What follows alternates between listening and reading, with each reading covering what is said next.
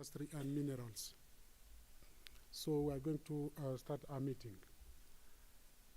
Excellence, Haile Mariam Desalegn, ancien Premier ministre éthiopien et président du groupe EITRED. Excellence, Monsieur Demeke Mekonnen, vice-premier ministre de l'Éthiopie, représenté ici par l'honorable Madame Muferik Kamil, ministre du Travail et des Compétences. Son Altesse, le prince Estefanos Mathéos, président de l'Assemblée royale africaine unie, représenté ici par le docteur Ali Azam, qui est le directeur général. Excellence, Albert Muchanga, commissaire au développement économique, du commerce, du tourisme, à l'industrie et aux minéraux. Excellence, Wamkele Mene, secrétaire général, secrétaire de la ZLECAF, représenté ici par M. Prudence Zebaïzi, qui est le directeur des affaires institutionnelles et de la coordination des programmes. M. Moulalem Zeoun, qui est le directeur général du groupe EITRED, le représentant permanent de la SADC, Stéphane Makiko. Excellences, distingués représentants, mesdames et messieurs, chers collègues. Je vous souhaite à tous la bienvenue à cette cérémonie d'ouverture des cérémonies de commémoration de la journée d'intégration africaine 2023 sous le thème « Accélérer la création d'emplois, l'inclusion numérique et financière sur le marché de la ZLECAf ». Cette année, nous nous sommes associés à des partenaires tels que le gouvernement éthiopien, le groupe EITRED, pour célébrer cette journée d'intégration avec un format de plus en plus diversifié.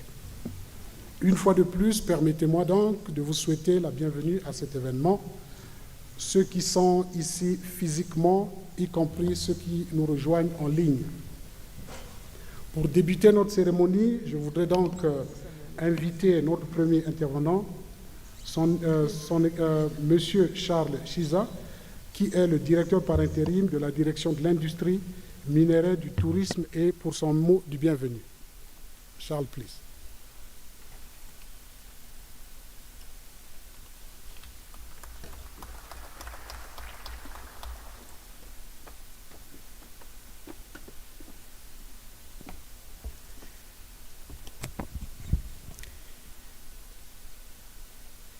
Your Excellency, Mr. Haile Mariam Desalegn, former Prime Minister of the Federal Democratic Republic of Ethiopia, the representative of the Deputy Prime Minister, Her Excellency, who is with us today, Madam Monique Sazabagwanda, Deputy Chairperson of the African Union Commission, May I also recognize the presence of His Royal Highness, Prince Stephanos Mathios, President of the United African Royal Assembly. Allow me also to recognize the presence of His Excellency Ambassador Albert Muchanga, Commissioner for the Department of Economic Development, Trade, Tourism, Industry, and Minerals here at the African Union Commission.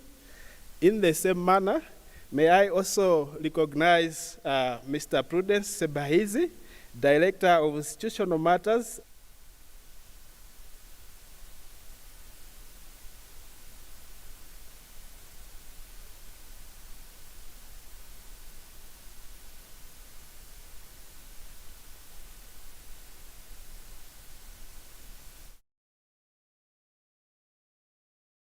Group who are co-organizing this function, which is going to be held from today until Sunday. In the same manner, allow me also to recognize Dr. Amane Asfu, the President of the African Business Council. Also present with us is Mr. Shepard Makihito, the representative of SADC to the African Union Commission, and also all other representatives of regional economic communities present here. Let me also, in a special way, recognize all of you for coming to join us in this celebration that we are having today. My function this morning is not heavy. I'm just here to welcome you to the African Union Commission. In this regard, allow me therefore to start by greeting all of you and specifically thanking you for taking time to participate in this year's commemoration of the African Integration Day. For the benefit of those of you who may be attending this commemoration for the first time, allow me again to give a brief background of what this is all about. At the 12th extraordinary session of the Assembly of African Union Heads of States and Government that was held in Niamey, Niger on 7th July 2019 to launch the operationalization phase of the FCFTA, it was agreed to institute the 7th of July each and every year as the Africa Integration Day, and that day is today. Of course, the heads of states agreed that it should not be a public holiday. In addition, it has been decided by the AUC leadership that the entire week in which this day actually falls be marked as the African Integration Forum. That's why we extend the celebration beyond just the 7th of July. Again, this follows a recommendation that was done by the Specialized Technical Committee of Ministers responsible for finance, monetary affairs, economic planning, and integration that was held in Cameroon from 5 to 8 March in 2019. The Africa Integration Forum Week serves to celebrate milestones that we have reached as we try to integrate this great continent that we have. Consequently, stakeholders in Africa are encouraged to conduct activities related to Africa's integration agenda during this week.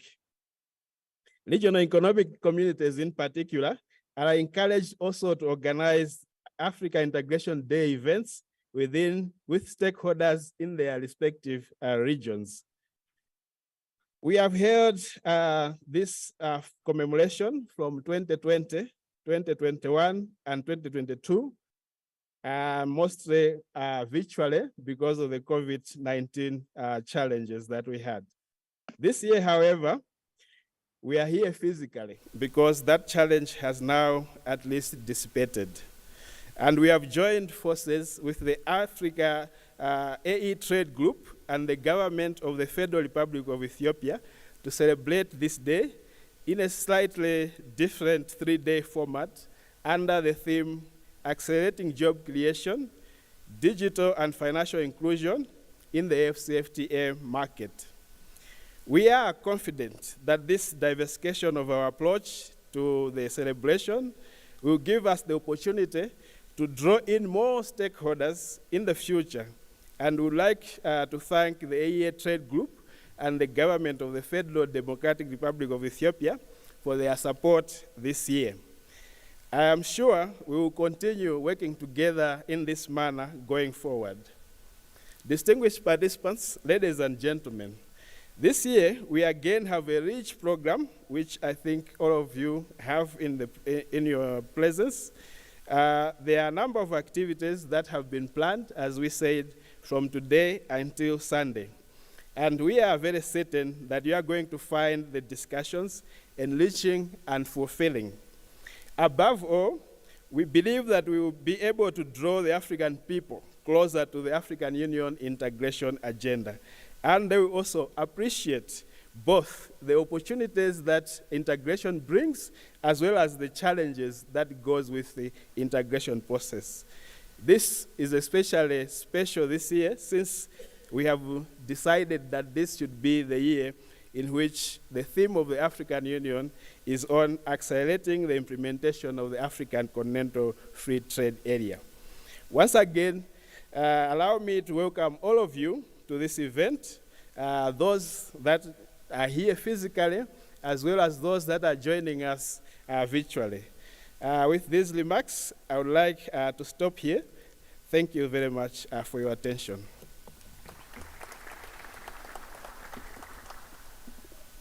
Oui, merci Charles pour ces mots de bienvenue. À présent, je vais appeler à M. Madiko, représentant permanent adjoint de la SADC, pour son mot de bienvenue également.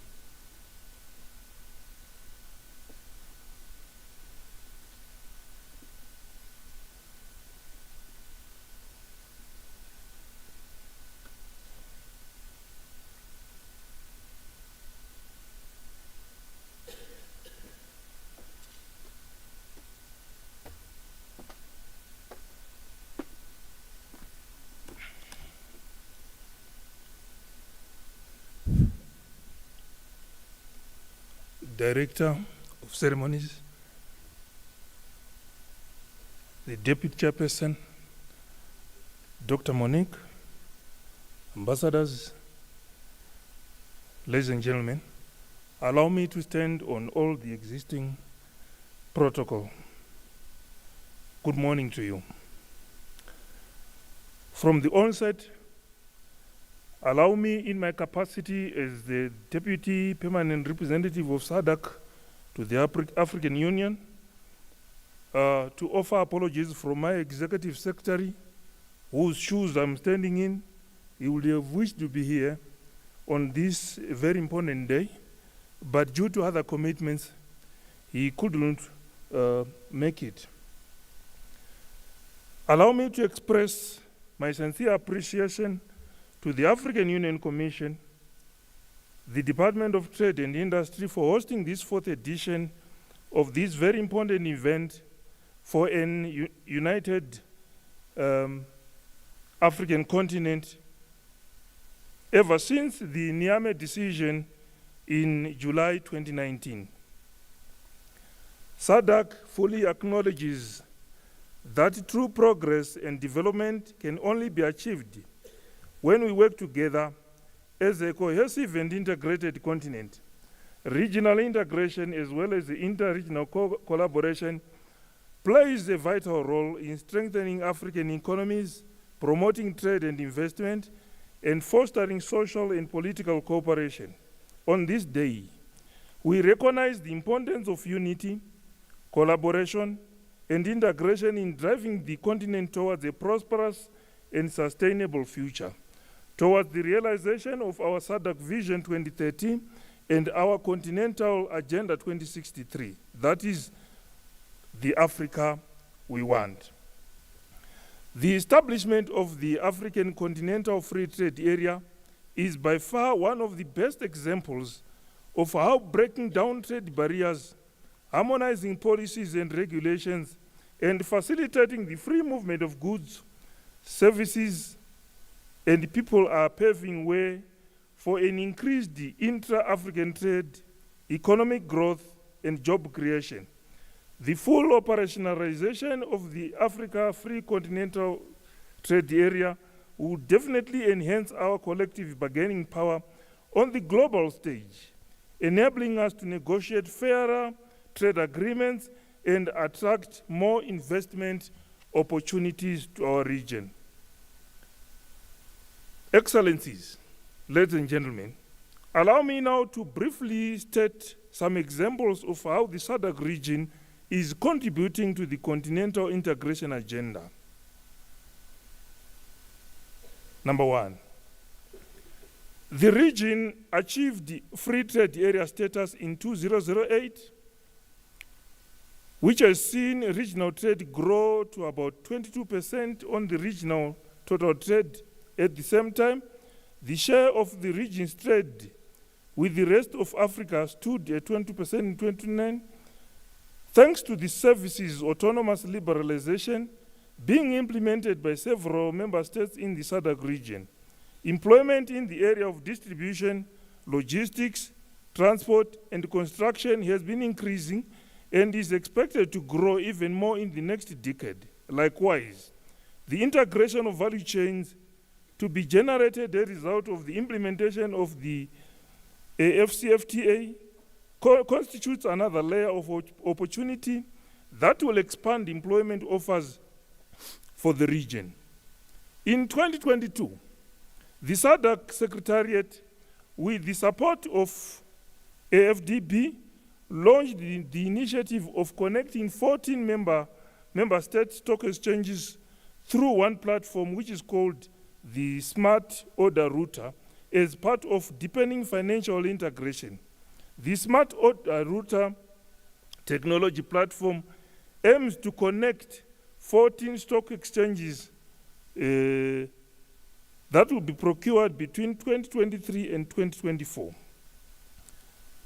SADC is part of the COMESA East Africa Tripartite Free Trade Area, which was officially launched in June 2015 with the objective of contributing to the broader objective of the African Union, that is accelerating economic integration of the continent and achieving sustainable economic development, leading to poverty alleviation and improvement of quality of life for the people of the Eastern and Southern Africa region.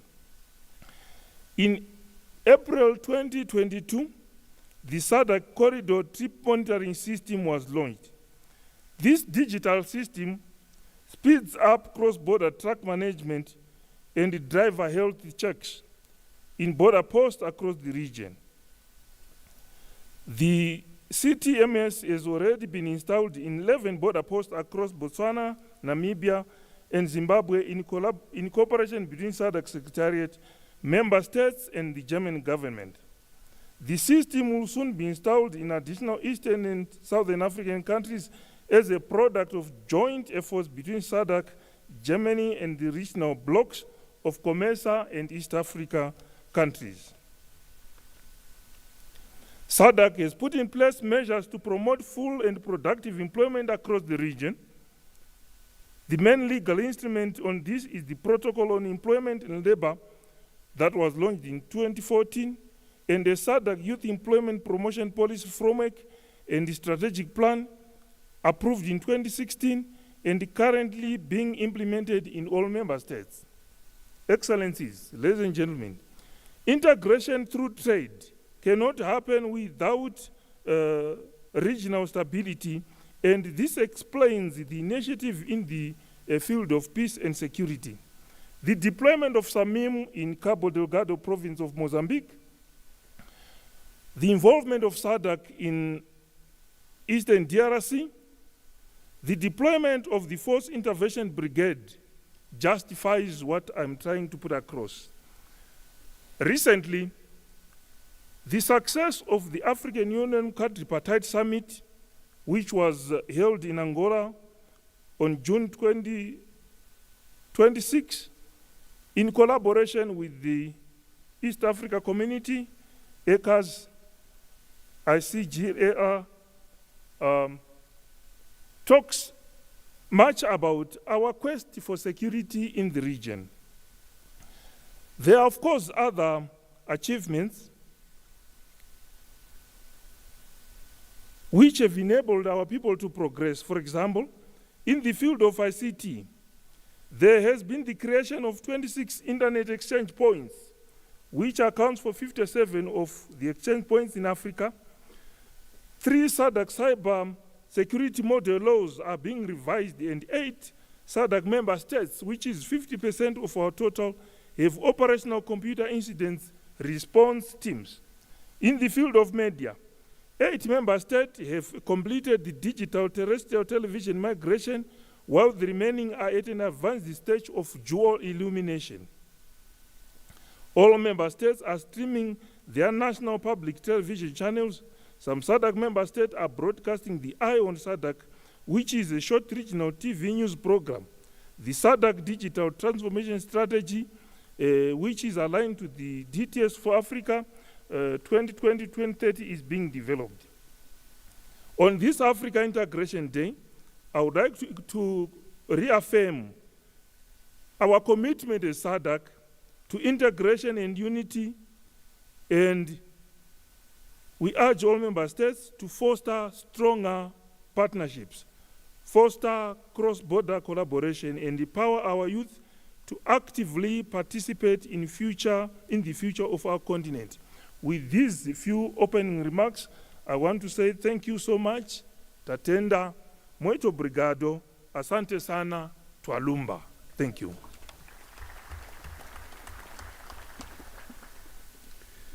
Oui, merci encore une fois de plus. Merci infiniment à notre frère Chefed Makiko. Je vais présentement inviter son Excellence ambassadeur Albert Muchanga, commissaire de l'Union africaine pour le développement économique, le commerce, le tourisme, l'industrie et les minéraux pour son discours d'ouverture. Excellence.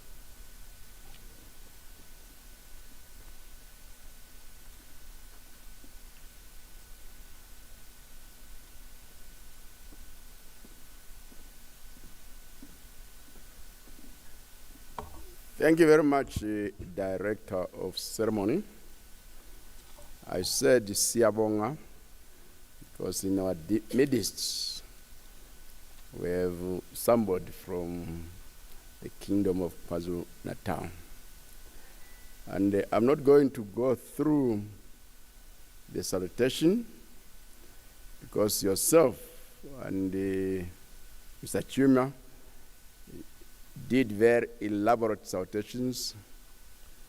All I can do is remove my name and salute each and every one of you, including all those colleagues on the high table, the former Prime Minister, the Minister for Skills and Labor, and the representatives of various organizations, including my brother, the Chief Executive Officer of the Africa E-Trade Group. Now, I'd like you to look around the hall here, especially the pictures that are before us. They were put to commemorate 60 years of the Organization of African Unity, which is now Africa Day, because we also celebrate the commemoration of the African Union. Now, the key symbol there is that our leaders got together to embark on a journey of unity. And embarking on the journey of unity, some of them made visionary statements. The Prime Minister of Nigeria, the President of Ghana, His Royal Majesty, the King of Ethiopia. And their visionary statement was that at some future point, we must have an African common market.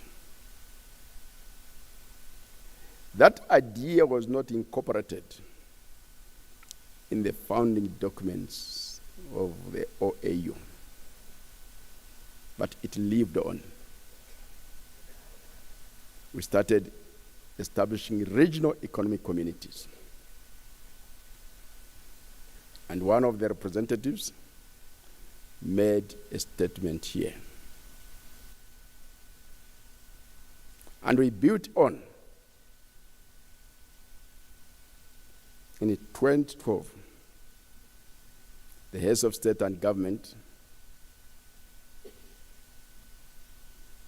adopted the action plan on boosting intra-African trade. And one of the provisions there was to establish what at that time was called the Continental Free Trade Area. And it took us 3 years to prepare for the launch of the negotiations. And in 2015, the guidelines for the negotiations were adopted at the Assembly in Johannesburg. And the leaders gave a deadline of 2017 to finalize the negotiations. And the leaders also saying, we are going to recognize the existence of the regional economic community. Establishing the Continental Free Trade Area does not mean the end of the regional economic communities. And the negotiations went with earnest. In January 2018, in this very hall, the then president of Niger, who is still champion of what we now call the African Continental Free Trade Area, was able to roll out to his peers the outcome document. And our leaders said, this is a historical moment, a historical development. We must seize the opportunity to build momentum.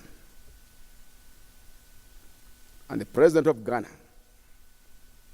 said, let us have an extraordinary summit in Kigali, Rwanda, to sign the agreement. And that was done. Signature was on 21st March 2018. So, we realized the visions of our leaders. And when you look around, the faces, you see mostly young faces. They were youth, young people. If you look at the picture of the late President Kaunda,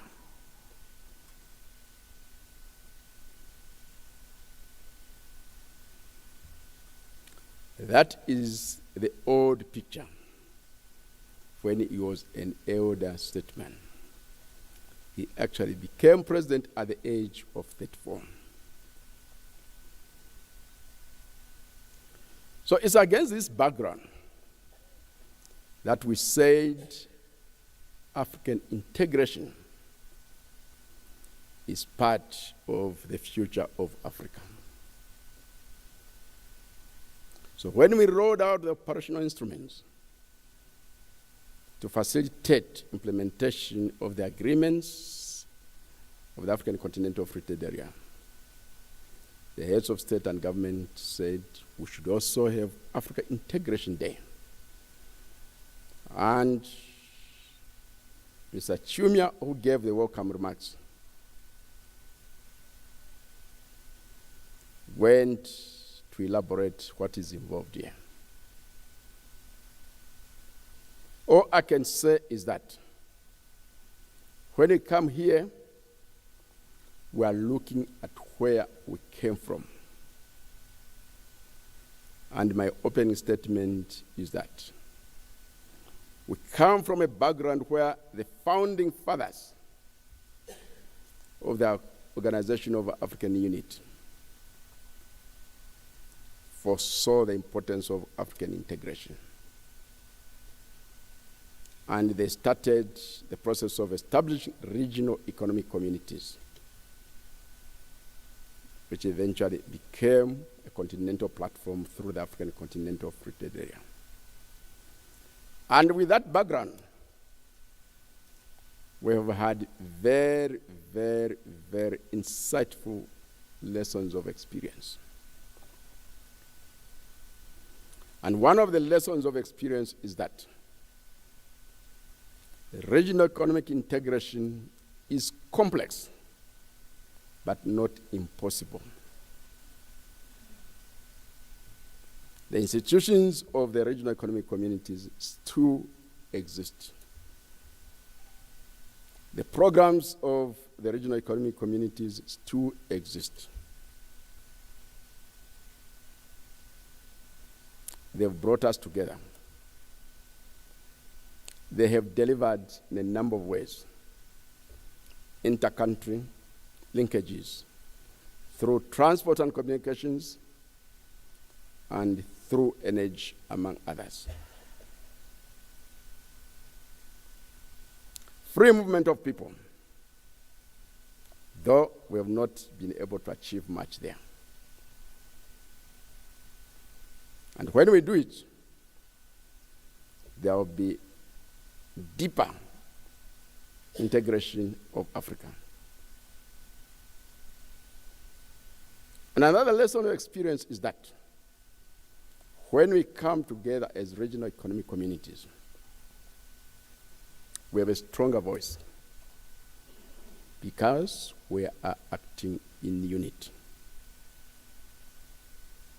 So as we look back to what we have done in promoting regional economic integration, we say we have done well.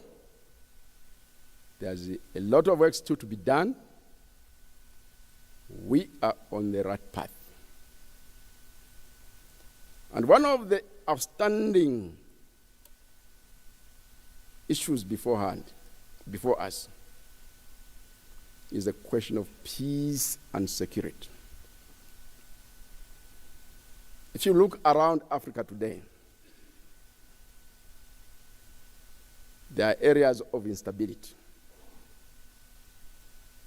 Southern Africa, Central Africa, East Africa, West Africa, North Africa. All our regions are engulfed in conflict.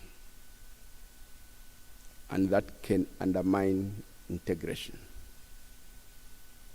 So we need to really work strenuously to ensure that we create conditions of durable peace and security.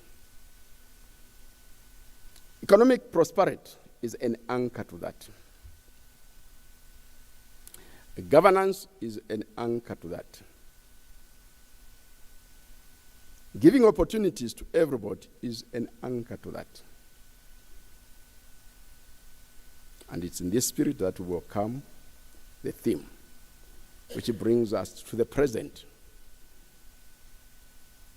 And the present is that we want to use economic integration to facilitate accelerated, inclusive growth and sustainable development. All of us, especially those who spoke earlier than me, celebrated the creation of the African Continental Free Trade Area. And my request Director Sevahis. Let us start coming out with the statistics on a quarterly basis, giving volumes and values of intra-African trade flows. We can work together through the African Trade Observatory if you give us the schedule on the rules of origin.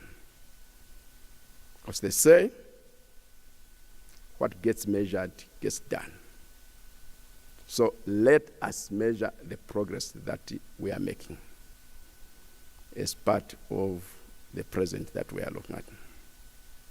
And I also make another request to you. The African Continental Free Trade Area is a very important institution. Consider coming up with an annual report on intra-African trade so that we can roll it out on an occasion like this. And if you don't want to roll it out on an occasion like this, we can roll it out when we have got to the Assembly of the African Union Heads of State and Government. And still in the present, the African Union is committed to working very closely with the regional economic communities. We have a protocol governing relations with these very important institutions. And we have created a platform, the Media Coordination Meeting, where the chairperson of the African Union Commission outlines a report on the status of economic integration across Africa, and where the chairpersons of the regional economic communities at the levels of heads of state and government, they also outline the status of regional economic integration,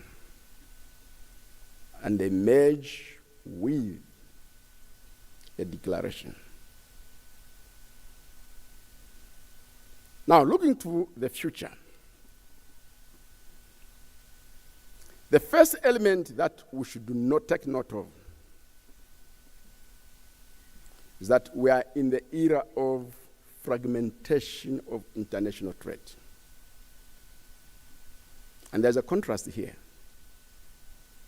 Through the African Continental Free Trade Area, Africa has begun the journey of defragmenting her economies and markets.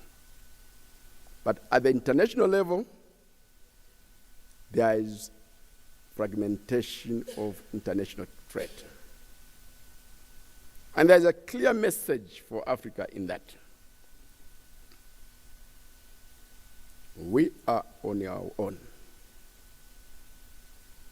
If we have to grow, it should emerge internally.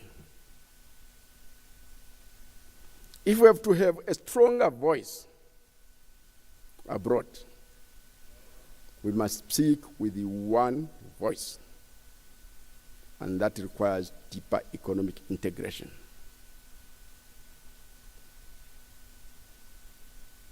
And for us to deepen that economic integration, we should not shy away at the possibility of creating an African common market, which was a vision of our leaders way back in 1963, or African Customs Union.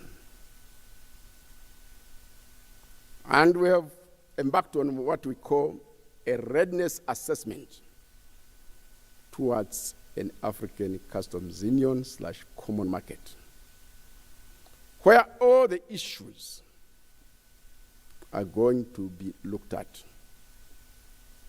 including the supportive mechanisms that have emerged. The single African air transport market, the protocol on free movement of people, the protocol on investment, the protocol on competition policy, the protocol on intellectual property rights, and, among others, the macroeconomic convergence criteria. Now, as we embark on that journey, there are going to be detractors. Way back when we were creating the African Continental Free Trade Area, we were being told it was not a good idea. It was not impossible. And we told our detractors we are not going to listen to you. Where is it today? It's an institution with programs and is developing as a brand. Similarly, the same detractors are going to tell us Africa has 55 member states. It would be impossible for those 55 member states to come up with a common external tariff. Do not try to go the way of a customs union. We shall not listen to them. Do not listen to them. When we integrate, our sovereignty is pulled. And when our sovereignty is pulled, we have leverage because we have a stronger voice. And at the economic level, we create firm foundations for producing intermediate goods, final goods, agro-processed goods in Africa. And that is going to generate jobs. Our youth need, among others, jobs, jobs, jobs, decent jobs. We must not betray them. It is our historical task. We can do it. So let us work together to ensure that we generate those jobs.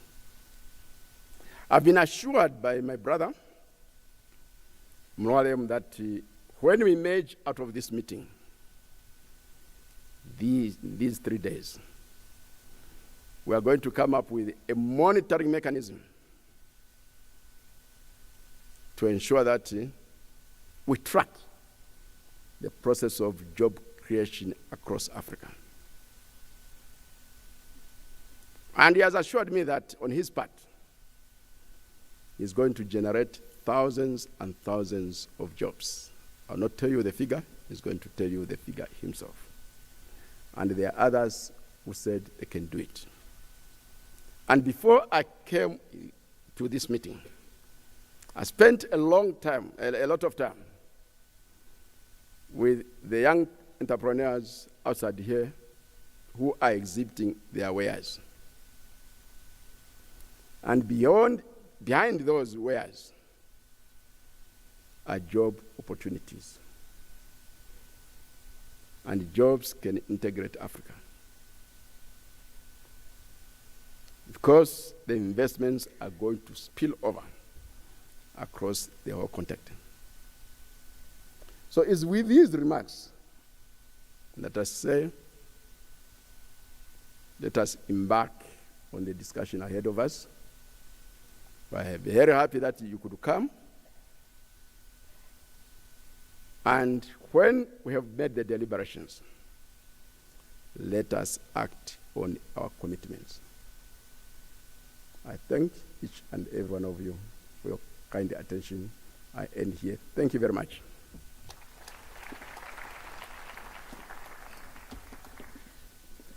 Oui, merci, merci Excellence pour ce mot d'ouverture. À présent, nous allons prendre 5 minutes après cette cérémonie d'ouverture, le temps que le panel de haut niveau puisse s'installer, et le panel qui va être modéré par le commissaire Muchanga. Donc nous allons prendre 5 minutes. Les collègues de e-Trade Group vont s'organiser de façon à ce que puisse installer le groupe et que le panel puisse donc commencer dans 5 minutes. Je vous remercie.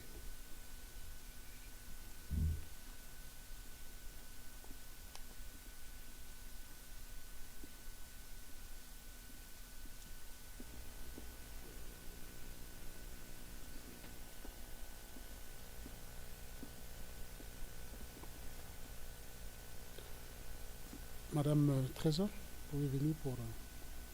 1945, Ouais, juste pour Ethiopian installer- Airlines has echoed the Pan-African call that Africa must unite.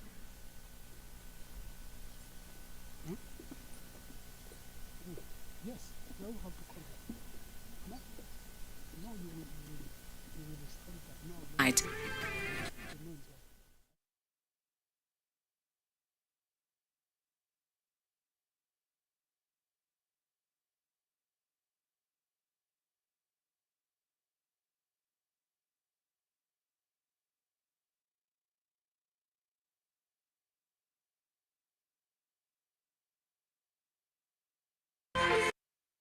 Since its inception in 1945, Ethiopian Airlines has echoed the Pan-African call that Africa must unite in order to realize its renaissance. Ethiopian has been flying to more destinations in Africa than any other airline and has continued broadening its foothold on the continent and further connected Africa to the rest of the world.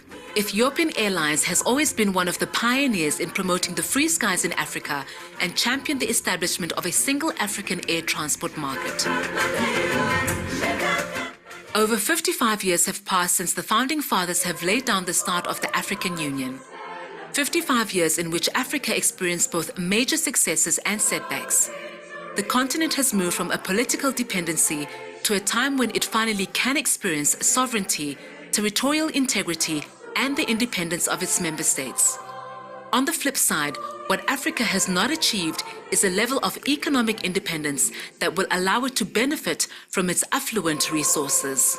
Up until the recent signing of the African Continental Free Trade Agreement, Africa had a poor structure which hampered an integrated level of cooperation for the common good of African countries. Despite the varied experiences of regional integration led by the regional economic communities, the recognized building blocks of the African Union. On the 21st March 2018, at the 10th Extraordinary Summit held in Kigali, Rwanda, I recall the excitement and joy we all felt as Africans when the AFCFTA agreement was signed by 44 countries and the remarkable progress made to date, with signature by 54 out of 55 countries and 35 countries ratified the agreement. Others have not ratified the agreement, but have shown a willingness to start trading within the AFCFTA, said Treasure Mapanga, AU Trade Group Executive Director and Acting COO. Thanks to the coordinated effort of member states, the African Continental Free Trade Area has set a foundation for Africa to look towards a brighter economic future. But the question is, how does the continent move from a strategic level to an action plan that will bring about an equitable sharing of benefits in Africa, from the rural areas to major cities on our continent, from the small landlocked countries and the large economic powerhouses on the continent? How does the continent harness creativity and resilience of African cultures to harness Africa's share of global trade whilst promoting the Made in Africa brand? In October 2018, the non-profit arm of the African Electronic Trade Group signed a memorandum of understanding with the African Union Commission. The AU Trade Group was the first diaspora-led private sector to promote an African e-commerce platform for SMEs, women and youth to enable them to capitalize on the opportunities of the AFCFTA and help make meaningful economic progress towards the electronic trade and the adoption of technological tools for more efficient government services in various areas, including trade facilitation at the borders. This AU partnership has been followed in rapid succession by partnership agreements with several continental and regional organizations in the public and private sectors and brings a digital capacity building. In the presence of the AU Commissioner for Trade and Industry and the Secretary General of COMESA, the private sector arm of the Islamic Development signed a historic MOU to invest $20 billion over 10 years in supporting Africa's digital transformation in partnership with the AU Trade Group. The AU Trade Group has partnered with a number of continental and regional organizations, including the African Union Development Agency, the African Standardization Organization, the African Capacity Building Foundation, Gemini in Africa, African Leather and Leather Products Institute, COMESA Business Council, the Federation of West African Chambers of Commerce and Industry, the East African Chamber of Commerce, Industry and Agriculture, the Pan-African Chamber of Commerce and Industry, and more. Most significantly, as part of its public-private partnerships, the AU Trade Group was welcomed by the Kingdom of Eswatini and the Republic of Guinea following AU member states, and there are several countries bidding to host Central, East, North Africa and the Continental headquarters. The process of assigning host countries is nearly concluded. All African countries are encouraged to rapidly conclude national processes so they can join the AFCFTA process, and the AU Trade Group and the African private sector stand ready to recognize these efforts. It is in this context that the AU Trade Group aspires to digitalize trade in Africa at a larger scale by encouraging investment in small and medium-scale enterprises with a view to creating more jobs for the growing youth population and generate wealth across the continent. It has a target to create 600,000 SMEs in 4 years, resulting in 22 million new jobs. This target is ambitious yet feasible based on the partnerships which AU Trade Group has established with various organizations across the continent. In a bid to effectively implement the AFCFTA and the African Union's Agenda 2063, a continental e-commerce platform, Sokoku, has been created to intensify digital transformation and intra-Africa trade. The Sokoku e-commerce platform is tailored to not only be a place for any type of transactions, but a means to build an infrastructure capable of helping any small and medium-sized enterprise to having the training and support needed to function in the fast-emerging digital economy. The international community has welcomed Sokoku and pledged to support an African-led digital transformation that gives support to SMEs, women and youth. Congratulations to the Ethiopian Airlines and the AU Trade Group on the partnership in transporting the first historical parcels in the initiative of the AFCFTA. On the 15th January 2021, an event was held at the African Union headquarters to honor illustrious leaders and eminent personalities for their role in making the AFCFTA start of trading a reality. Africanism and strong cultural identity. On behalf of the AU Trade Group, we thank the African Union heads of state and government, the AU Ministers of Trade, the chief negotiators and experts, the AFCFTA Secretariat and the African Union Commissions under the leadership of His Excellency Mr. Moussa Faki Mahamat for delivering the AFCFTA. We encourage all the private sectors to use this new opportunity. We also thank all the people who have contributed selflessly to making the AU Trade Group what it is. Here, I include our staff and the board of directors, our partners, for this unique opportunity to honor our leaders. We give special recognitions to Ethiopian Airlines, DHL, and Ecobank as part of the backbone that we are building for the Sokoku Africa e-commerce platform. We congratulate all AU member states and citizens, wishing the African Union a bright future for the benefit of all citizens. I end with the following quote. As Nelson Mandela said, everyone can rise above their circumstances and achieve success if they are dedicated and passionate about what they do. It is always seems impossible until it is done. Today, we celebrate African unity, prosperity, and peace.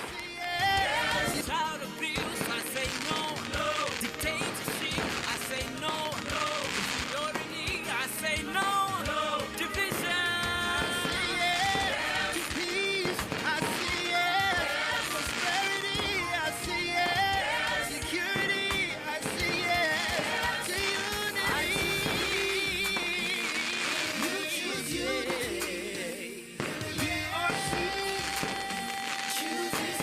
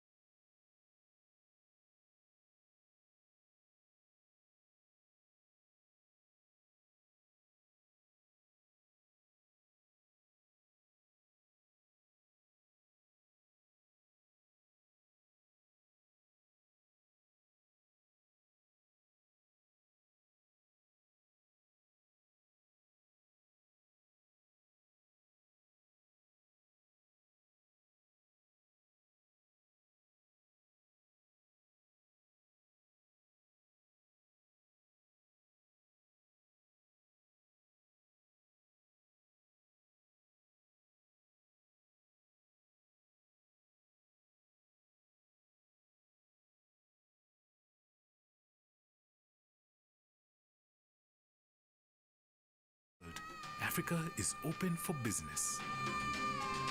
We are building the Africa we want.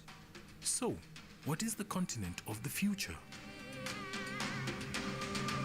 The answer is Africa.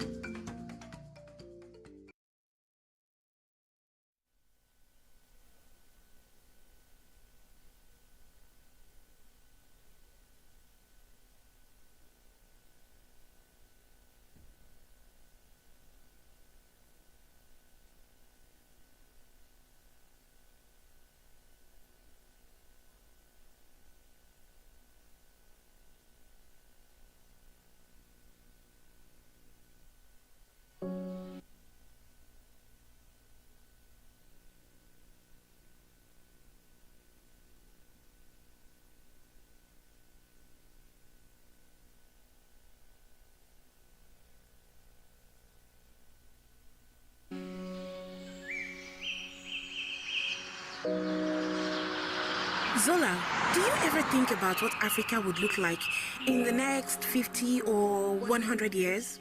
Africa? What's there to think about Africa? I mean, I'm here to figure out my life, not to talk of almighty Africa. Anyway, why do you ask? Well, given the situation of Africa in the past, and I wonder if things would get better by then. You know, I read in the news that in some parts of Africa, people don't even have access to good schools, proper healthcare, and even basic amenities everyone should have. 50 years is a long time, but I believe things will be better then. Me too. You know, sometimes I just wish I had the power to change things. As African youth, we have the power to create the Africa we want. My goods have been there for over 5 months. I haven't been able to trade because they've shut down the borders. Wow, Charlie, you are still worried about your goods. My business has been shut down because of inadequate power supply. I wonder when we'll have steady power supply in this part of Africa, eh? I wonder too. It's just so annoying. We desire and demand an Africa that is peaceful and secure.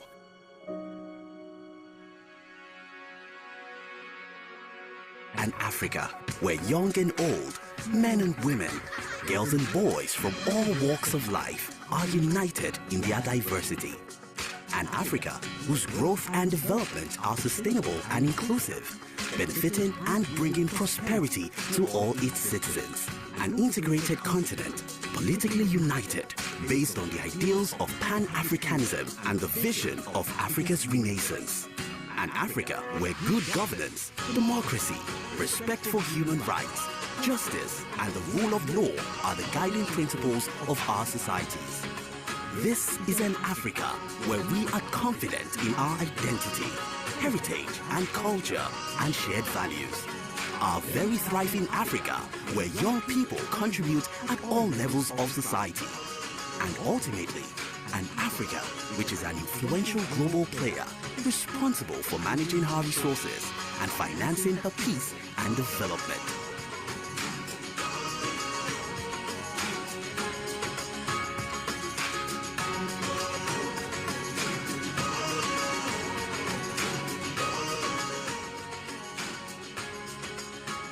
Let us unite to build the Africa we want.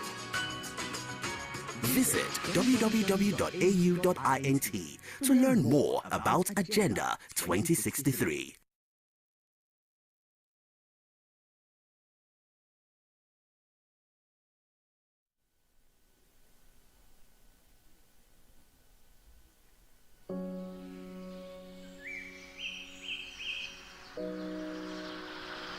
Zola, do you ever think about what Africa would look like in the next 50 or 100 years? Africa? What's there to think about Africa? I mean, I'm here to figure out my life, not to talk of almighty Africa.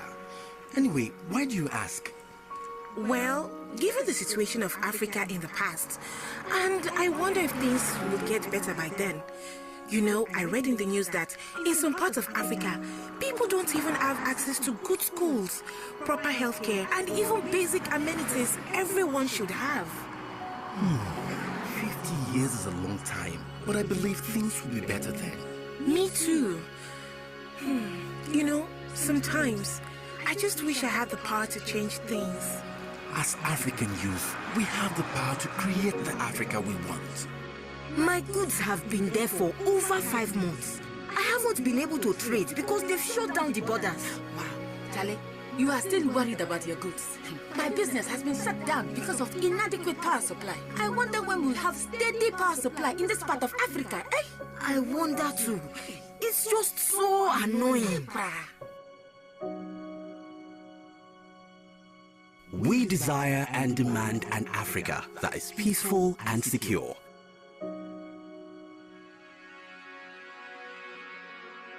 An Africa where young and old, men and women, girls and boys from all walks of life are united in their diversity.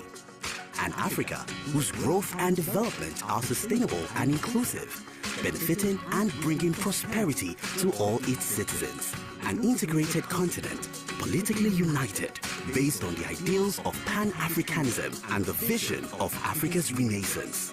An Africa where good governance, democracy, respect for human rights, justice, and the rule of law are the guiding principles of our societies.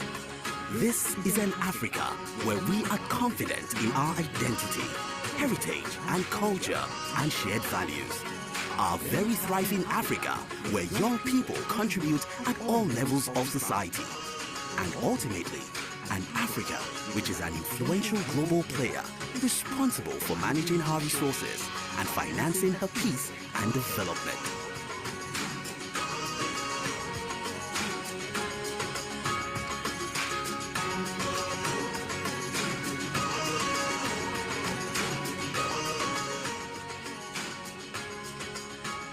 Let us unite to build the Africa we want. Visit www.au.int to learn more about Agenda 2063.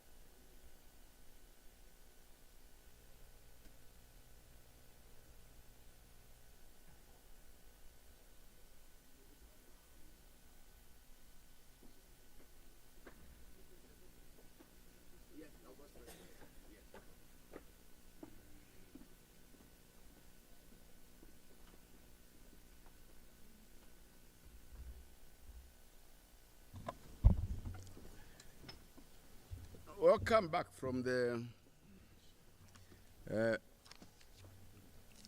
refreshments, which gave us time to also unwind after the opening ceremony. Now we are going to go into the high-level session on the theme, which is accelerating digital and financial inclusion, job creation, and implementation of the African Continental Free Trade Area. We are going to begin with a keynote speech from the Assistant Secretary General of the Regional Bureau for Africa of UNDP, United Nations Development Program. I'm advised that she's being represented by Dr. Matthias Nabu, the director of the UNDP Regional Service Center for Africa. The youth envoy is not with us. She had other commitments. And after the keynote address, we're going to move into the panel discussion. And there we have a number of high-level people. His Excellency Mariam Desalegn, the former Prime Minister of Ethiopia, and currently the chairman of the Africa E-Trade Group. Then we're also going to have Our Excellent Dr. Monique Sanzigabaganwa. I always have difficulties in pronouncing that name. The Deputy Chairperson of the African Union Commission. My tongue starts to sing when I try to pronounce the name. Then the third one is Her Excellency, the Minister for Labor and Skills of Ethiopia, the Honorable Camille. And then we have Mr. Prudence Sabahizi, who is the Director of the African Continental, the Secretary of the African Continental Free Trade Area, representing the Secretary General who will not be with us. And there's going to be a closing keynote statement by His Imperial Highness Prince Stephanos Matthäus, President of the United African Royal Assembly. So that is what is before us. And now let me invite the UNDP Director to make the keynote speech. You have the floor. Thank you. Thank you very much, Your Excellency, the moderator. Your Excellencies, High Representatives of Government of the African Union member states, members of the High Table, I want to stand on all existing protocols. Distinguished delegates, good morning, bonjour.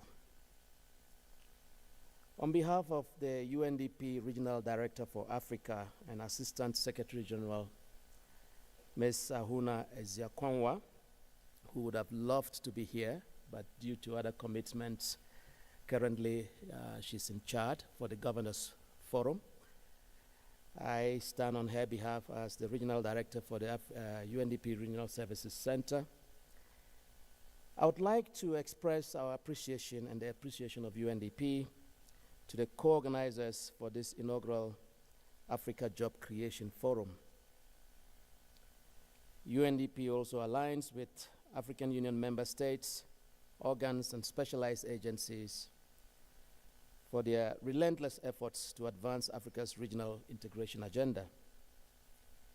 The operationalization of the African Continental Free Trade Area is a key milestone we shall all be proud of. Let me also take the opportunity to commend the AE Trade Group for the efforts in supporting small and medium-sized businesses to produce and trade digitally while fostering their access to finance.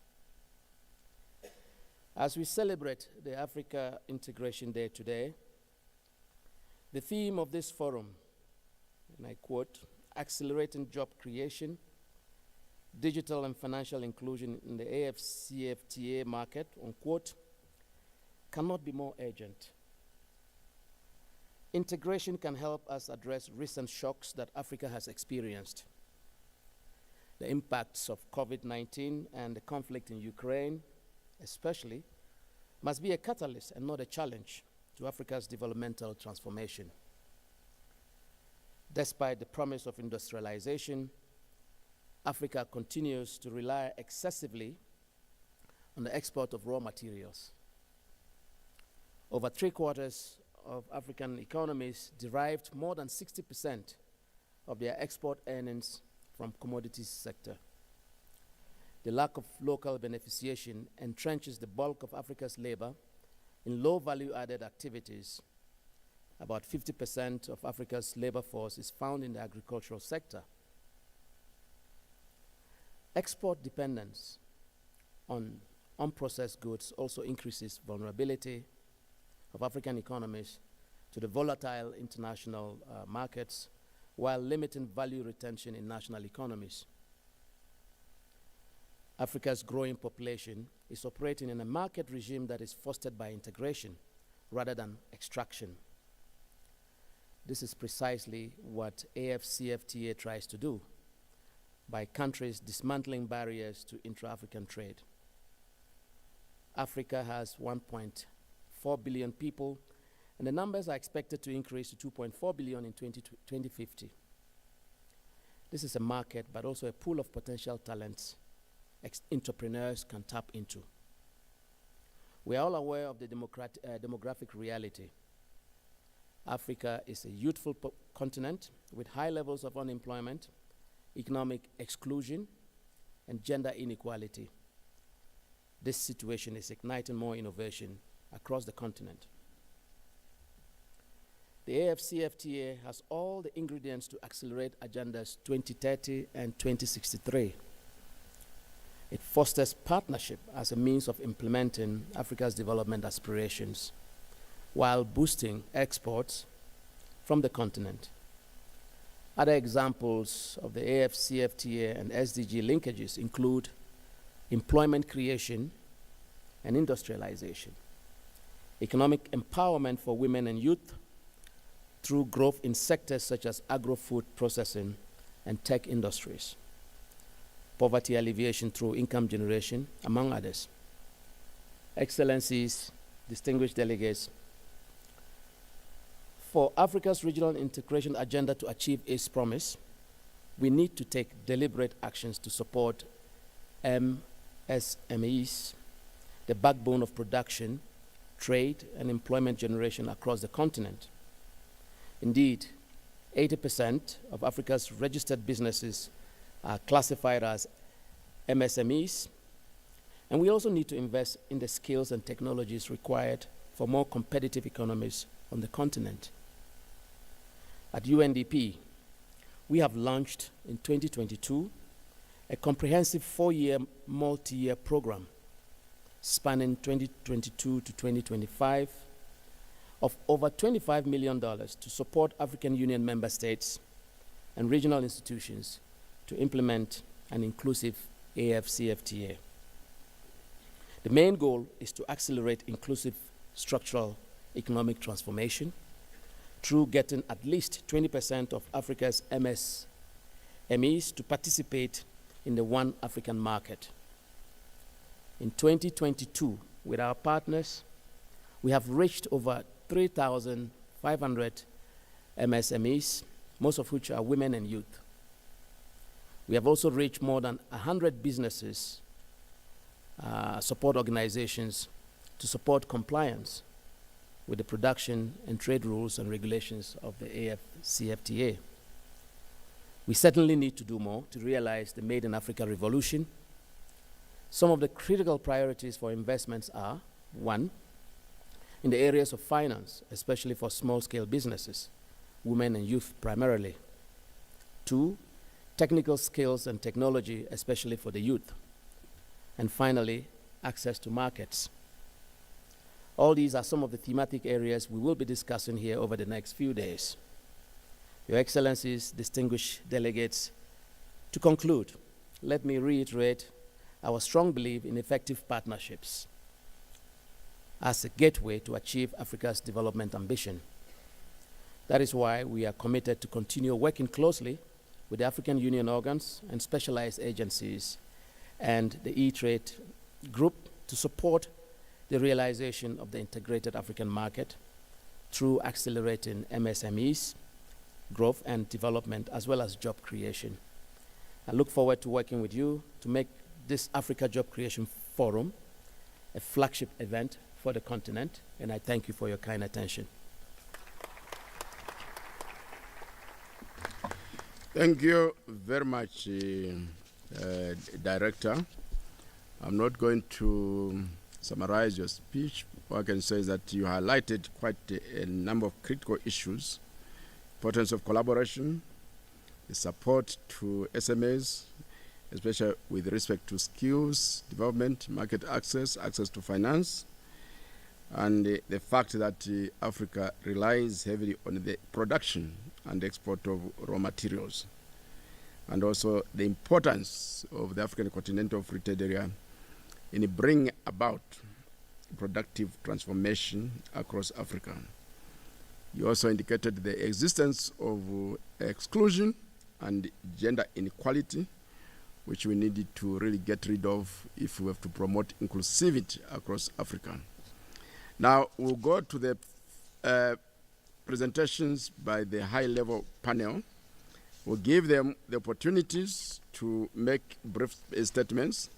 Thereafter, I'll be able to come back with some questions. So I'll start with His Excellency, the former Prime Minister. You can speak from here. You don't need to go to the podium unless you feel like you're going there. But otherwise, you have the freedom to speak from here. Thank you. Thank you very much, our moderator. And you have given us an opportunity to make our presentation easier. Thank you for that. Your Highness, Your Excellencies, distinguished ladies and gentlemen, today we commemorate Africa's integration. This is an important date in the calendar of the African Union, which provides us an opportunity to celebrate achievements in our journey towards the African Economic Community, and to also reflect on the challenges and the lessons learned along the way. Our forefathers, as Commissioner, you said, were wise enough to know that the African people cannot achieve political and economic independence unless they learn to live and work together. This day, we reflect on the importance of this simple action of knowing that our destiny is inextricably tied together, and that pulling together and pulling in the same direction will advance our common course for peace, unity, and prosperity. I wish to address you in my capacity as a chairman of the AE Trade Group. In the past 4 years, we have laid the foundation for this large continental organization with a mission to eradicate extreme poverty and give a decent jobs to our small and medium enterprises in Africa during the next decade. By 2030, the number of young people in African labor force will reach 375 million. According to the International Monetary Fund, population growth on the continent means that by 2035, there will be more young Africans entering the workforce each year than in the rest of the world combined. There is a significant gap between the number of young people seeking work and the limited opportunities available to them. Moreover, there is a mismatch between the skills of young people entering the workforce and the needs of the employers. Every year, about 19 million school leavers and graduates enter the job market, and nearly 3 million gets job every year. The question is, what have we done as the AE Trade Group? One of the initiatives we have been working on with the African Union is the African Union Youth Startup Pavilion, which was the brainchild of my brother, Ambassador Albert Muchinga. In fact, the launch in 2020 of the Global Competition for Young Startups, which was held on this date by His Excellency Mahamudu Yusufu, in his capacity as the champion of the African Continental Free Trade Area, and myself, therein His Majesty King Masui III launched the Sokuku Africa, Pan-African e-commerce marketplace. In partnership with the AUC and several partners, the AE Trade Group organized the inaugural AU Youth Pavilion in Durban, South Africa, during the Intra-African Trade Fair, where the AE Trade Group sponsored 150 youth startups out of nearly 5,000 applicants from 51 countries across the continent in November 2021. The youth startups exhibited their products, engaged in intergenerational dialogue, and also compared and competed in pitching competitions. The continental exposure was appreciated by all the youth, but some were disappointed because they could not travel physically to join their colleagues. Why? Because there were some important lessons learned about the challenge with mobility, including civil registration, access to visas, and flight routes in our continent.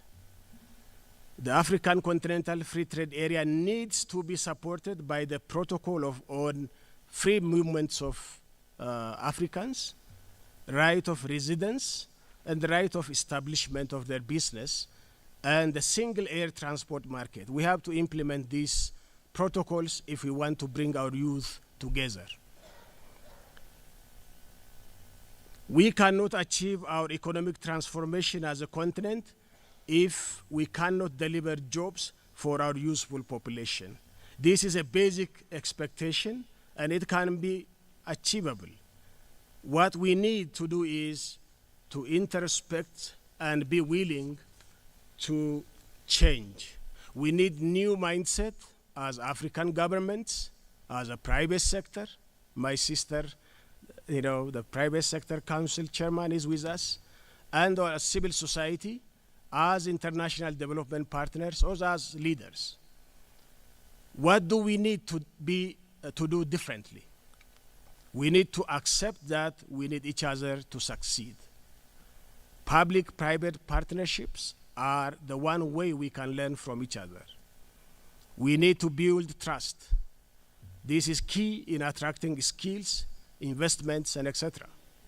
We need to harmonize our policies and procedures to make it easier to do business in Africa. We need also to move beyond a great vision towards setting clear targets, as well as culture of measurement and accountability. We need to be willing to experiment and possibly fail, but to keep on trying. Last but not least, we need to celebrate progress and achievements towards our goal. We have been talking a lot, but implementing very less. Our goal as the AE Trade Group is to build a robust ecosystem to create 80 to 125 million jobs in 15 years, leveraging know-how, technology, finance, and political will. Of course, political action as well. The political will is there. We have Agenda 2063. We have many AU summit decisions. And the most important one for us is the one that endorses our partnership as the AE Trade Group to work with the African Union and all stakeholders to accelerate digital and financial inclusion using different tools, including Sokuku, which is a Swahili language to mean a big market. We need your commitment to positively influence change, to make it possible for small businesses to trade in the African Continental Trade Area, to access learning opportunities on digital platforms, and to access affordable finance with ease, as well as to access new markets. It sounds simple, but it's not. We are confident that we will achieve our environment. As we are focused on job creation in this historic event on jobs for Africa, let us open our minds to learn new approaches and ways to address this old age problem. Let us learn from each other. Let government leaders exchange best practices amongst themselves. But let them also listen to the private sector, especially the women and the youth. Let us forge innovative partnerships. Let us pledge and commit to doing better in the next few years. My final word is that if we build an inclusive marketplace in the AfCFTA by 2030, we will have made a contribution for the next generation to build upon. It is entirely possible if we work hard for it. Let us all roll out our sleeves and get to work.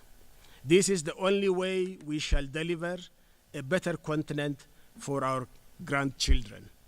I wish you successful deliberations, and God bless you, and I thank you. Thank you very much, Your Excellency, for that call to action. 3 key messages. There are several messages that you brought up, but let me highlight 3. The first one is that by 2035, there will be 375 young Africans entering the job market. And that currently, there is a mismatch, gross mismatch, between skills development and employment opportunities. And hence, the necessity of the private sector getting involved in skills development, so that the young people that come out of the training institutions can find employment opportunities or can be admitted into the jobs that exist. And the last message is the importance of us making sure that we implement the protocol on free movement of people, right of establishment, right of residence, as well as the single African air transport market. Thank you very much for that. And now I'll move over to a presentation by the Deputy Chairperson of the African Union Commission. Your Excellency, you have the floor. You avoided now to say my name. I'm a coward. Yes. I know it's a long one. It's always challenging to many. And always chopped when I look at my air ticket, because it can't fit. Your Imperial Highness, Your Excellency, former Prime Minister, and dear brother, Your Excellencies here present, I would start by saying Happy Africa Integration Day. Thank you.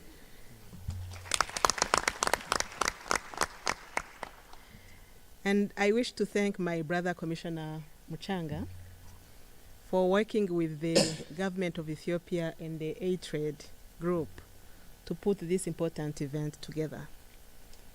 It goes right to the heart of the African Union theme for the year 2023, which is to accelerate the implementation of the Continental Free Trade Agreement.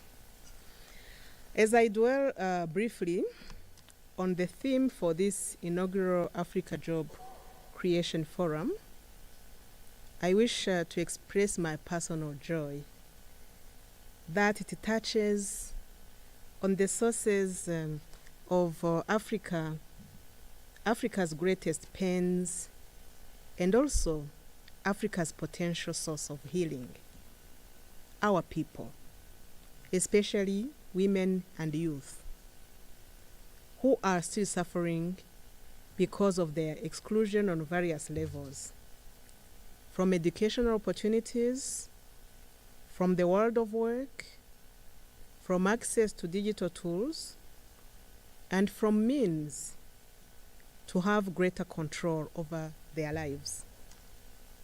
It's therefore important for us to reflect deeply on the conversations of the next 2.5 days in order to emerge with people-oriented solutions that will resonate with people from all walks of life, from the grassroots to halls of academia, to political circles, and to captains of industry. As we gather on the 4th Africa Integration Day, we are here to allow space for the youth, women, SMEs, startups, business leaders, civil society leaders to ignite the spirit of Pan-Africanism, the one that delivers concrete results when we work together. We need to see jobs, jobs, jobs, plenty of jobs created through industrialization, through technological advancements, and investments. Otherwise, it will be very hard for African Union member states to achieve the middle income status by 2033, which is one of the moonshots of the second 10-year implementation plan.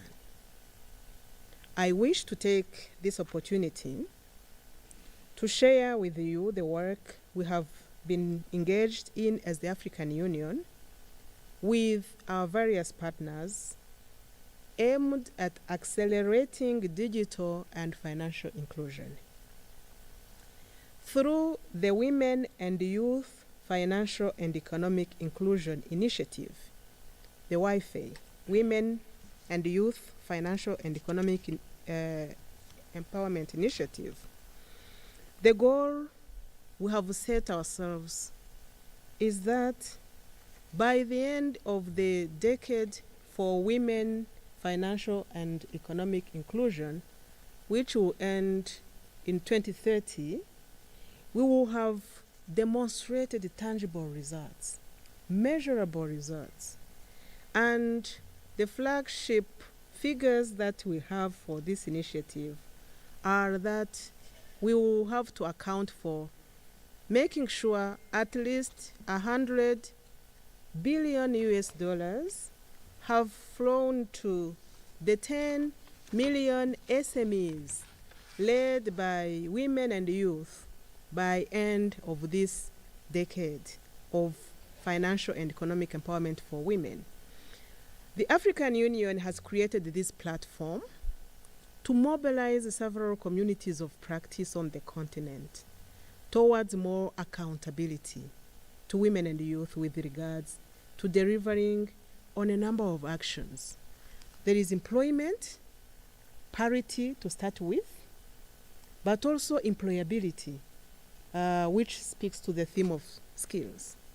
There is access to market, including through quotas reserved to them, both in public and private procurement. It also includes access to affordable financial services and many more objectives. So, leveraging on the African Union convening power, the model of Wi-Fi is actually an ABCDE model. We wish to leverage this convening power to run advocacy, a very vibrant advocacy around these issues. This is the A. The brokerage, B, we wish to reach out to people like A-Trade Group, AFCFTA, and others who are implementing on the ground so that we make it happen. And we make it happen in an accountable manner. The C stands for catalyze. We need to catalyze action within our member states so that we reach scale and impact. The D is demonstrate. You know, as African Union, we want also to bring some part of our share in the doing, like through funds dedicated for women and other initiatives. But these are joining other partners who are doing more, including the private sector and financial sector. And for the E, we want to engaging through partnerships like we are doing now. So since the launch of this initiative last year by His Excellency President of Ghana, who is actually the champion for gender or for the African Union, we have seen like-minded implementers. So far, the FCFTA, the AUDA NEPAD, the UNDP, the Generation Unlimited, Better Than Cash, MasterCard Foundation, Africa Renaissance Trust, the UN Women, Bill and Melinda Gates Foundations, and others actually join in this. So it pleases me to see that possibly, and I'm reliably informed that actually the A-Trade is joining the club so that we can really rally behind these commitments for women and youth and SMEs on the continent. It's a great opportunity to have, for me to have come together with the A-Trade Group to compare notes and to synchronize our efforts. And I'm excited to be engaged with their work and to understand how we can use their various platforms and tools to change the lives of women, of men, of youth, and of children for better from the grassroots up. As we come together, we stand ready to achieve greater impact.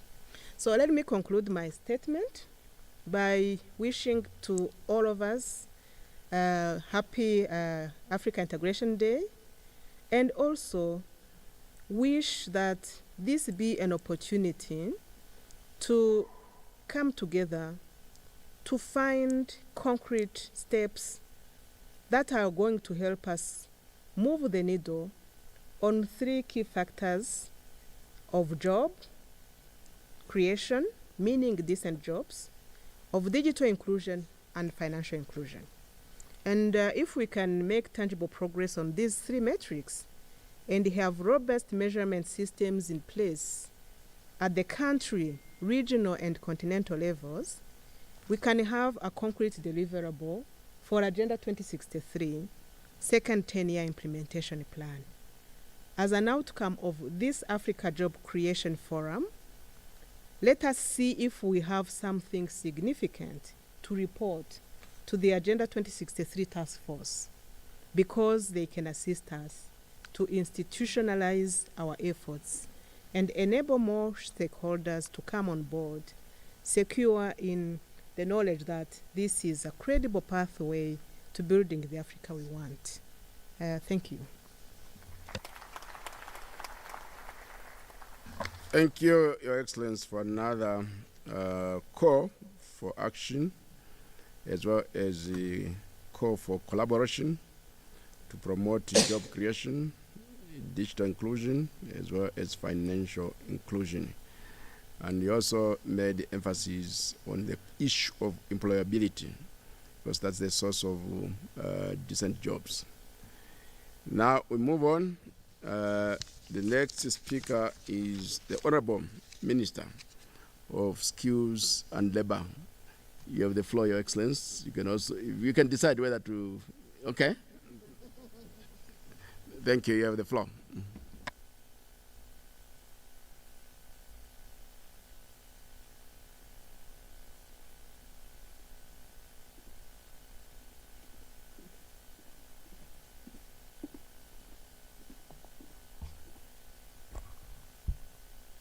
Good morning. Thank you very much, Mr. Moderator. Your Excellency, Dr. Monique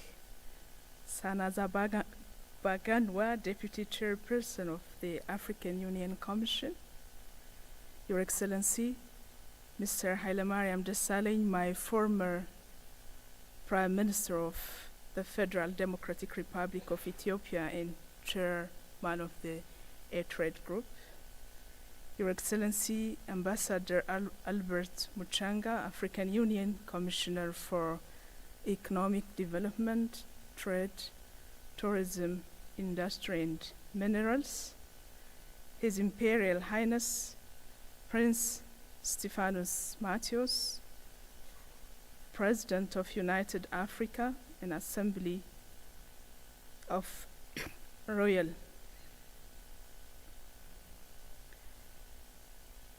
my brother, Mr. Mulalem Siyum, CEO of A-Trade Group, Dr.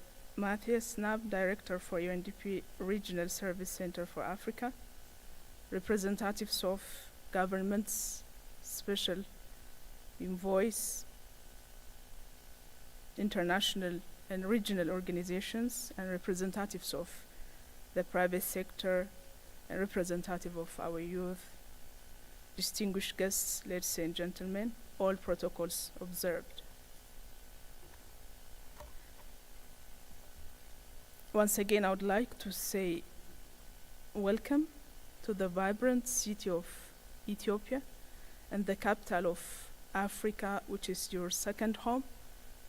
And on the day of commemoration of African integration. I believe that, as it was mentioned earlier by different speakers, our forefathers, and I believe that our foremothers too, though they were on the high-level round table, they fought for a genuine cause, which was the freedom of Africa. The current generation, including myself, is expected to fight for the economic freedom of Africa through integration, as it was the major theme of this very important summit. And then the way out is, as it was mentioned previously, job creation was one of the major agenda for our continent. I stand before you today as the Minister of Labor and Skills of the Federal Democratic Republic of Ethiopia, honored to address this esteemed gathering at the African Jobs Creation Forum. I heartily extend my utmost gratitude to all the dignitaries whose presence here today symbolizes our collective commitment to accelerating progress and prosperity in our continent, Africa. The theme of this forum, accelerating digital and financial inclusion, job creation, and the implementation of Africa's continental free trade area, encapsulates the challenges and opportunities we face in our pursuit of a prosperous Africa for all. As we gather here today, we are reminded of the immense potential that lies within our grasp.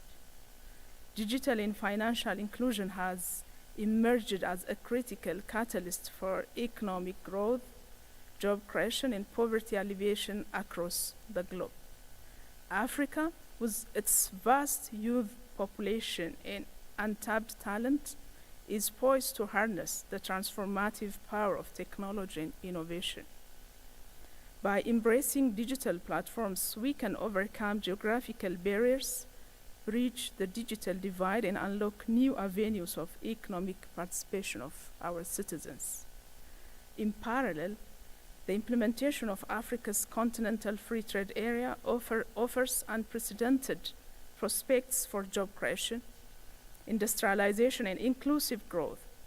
This historic agreement, which unites all African countries, represents a milestone in our collective journey towards regional integration and economic cooperation. However, we recognize that realizing these ambitions requires a multifaceted approach. First and foremost, we must invest in education and skill, both the hard as well as the soft skill. Actually, the soft skill is the missing link. And equipping our youth with the tools and knowledge they need to thrive in the digital age through targeted training programs, vocational education, and the promotion of STEM subjects. We can empower our young people to become active participants in the fourth industrial revolution. Furthermore, we must prioritize the creation of an enabling environment for the entrepreneurship and innovation. This necessitates regulatory reforms, access to finance, and the promotion of startups and small and medium-sized enterprises. By nurturing vibrant ecosystem that fosters creativity and entrepreneurship, we can unlock the potential of our African talents and attract investment to drive sustainable economic growth. The Ethiopian government is relentlessly working to create an enabling environment towards skilled human resource, more skill-led job opportunities, and wealth creation for the youth. Skill is given high emphasis and attention in our reform agenda. One of our critical reform agenda is carrying out market-led or demand-driven skills and human resource development so as to address the mismatch. Skill is considered as a gateway to acquire decent or quality jobs. We are exerting a paramount effort to boost public-private partnership-based business development services and family and community business to flourish, to support our aspiring young entrepreneurs to establish their own businesses, as well as supporting the already existing small and medium enterprises to help them grow and create more jobs and wealth. To accelerate digital and financial inclusion, we must also address the digital gender divide by empowering women with digital literacy and access to financial services. We can create opportunities for economic empowerment, gender equality, and social progress. The participation of women in the digital economy is not only a matter of social justice, but also a catalyst for innovation and economic growth. Excellencies, ladies and gentlemen, our commitment to the principle of African continental trade area is a testament to our collective vision for a prosperous Africa.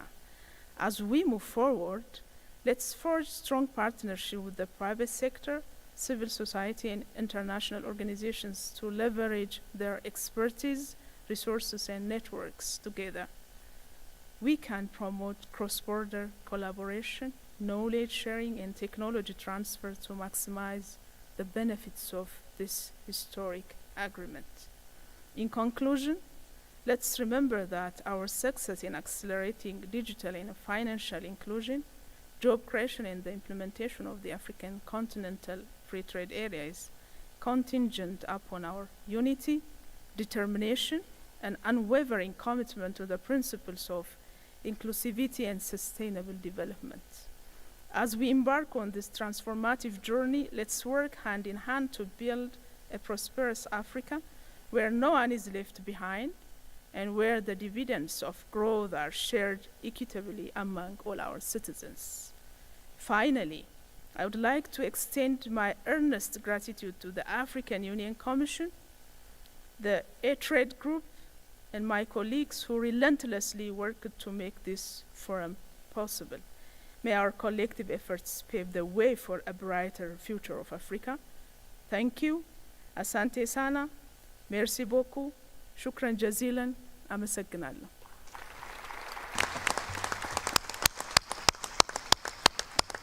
And our Adi Siyabonga Kakulu. Thank you very much, Your Excellency. Again, you raised quite a number of messages which you brought out, only 3 that I'll just bring out for emphasis. And one of them is the question of exclusion, which was raised by the Director from UNDP with respect to digital gender divide that is existing.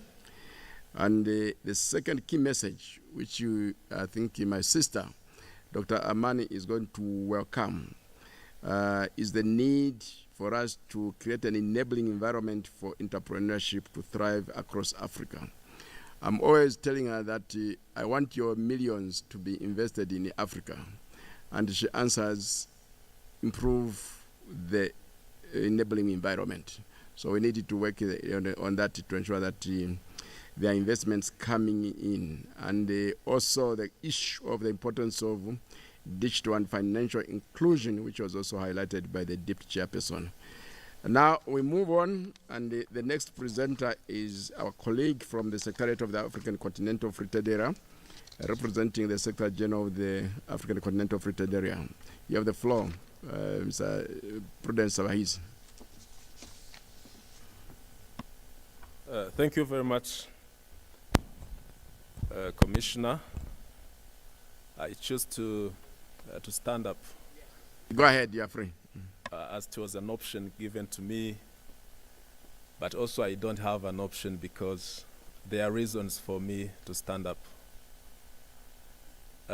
Reason number 1 is that this is a sign of respect to all those who spoke before me. Reason number 2, looking at the pictures ahead of us, it's a sign of respect to our founding fathers and mothers whose shoulders we stand on when we speak today as we celebrate Africa Integration Day. Number 3, I'm delivering a message, not from me, but from my boss, His Excellency Wamukele Mene, who was not able to be here today, but who wishes to convey his greetings and reaffirm his commitment to everything that we are saying today. Lastly, let me stand on the protocol that has been established. I do recognize Your Excellency Haile Mariam Desalegn, the former Prime Minister of Ethiopia and Chairman of AE Trade Group. I do recognize His Imperial Highness, who is represented here. I do recognize Honorable Muferiat Kamil, who is the Minister of Labor and Skills Development. I do recognize His Excellency Dr. Monique Sanzabaganwa, who is the Deputy Chairperson of African Union Commission. I recognize Ambassador Albert Muchanga, who is the Commissioner for Economic Development, Trade, Tourism, Industry, and Minerals. I recognize Mr. Mulwalem Sium, who is the Chief Executive Officer of AE Trade Group.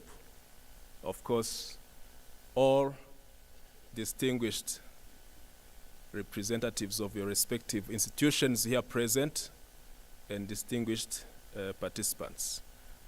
Good morning, as I convey to you the greetings of the Secretary General of the African Continental Free Trade Area, AFCFTA.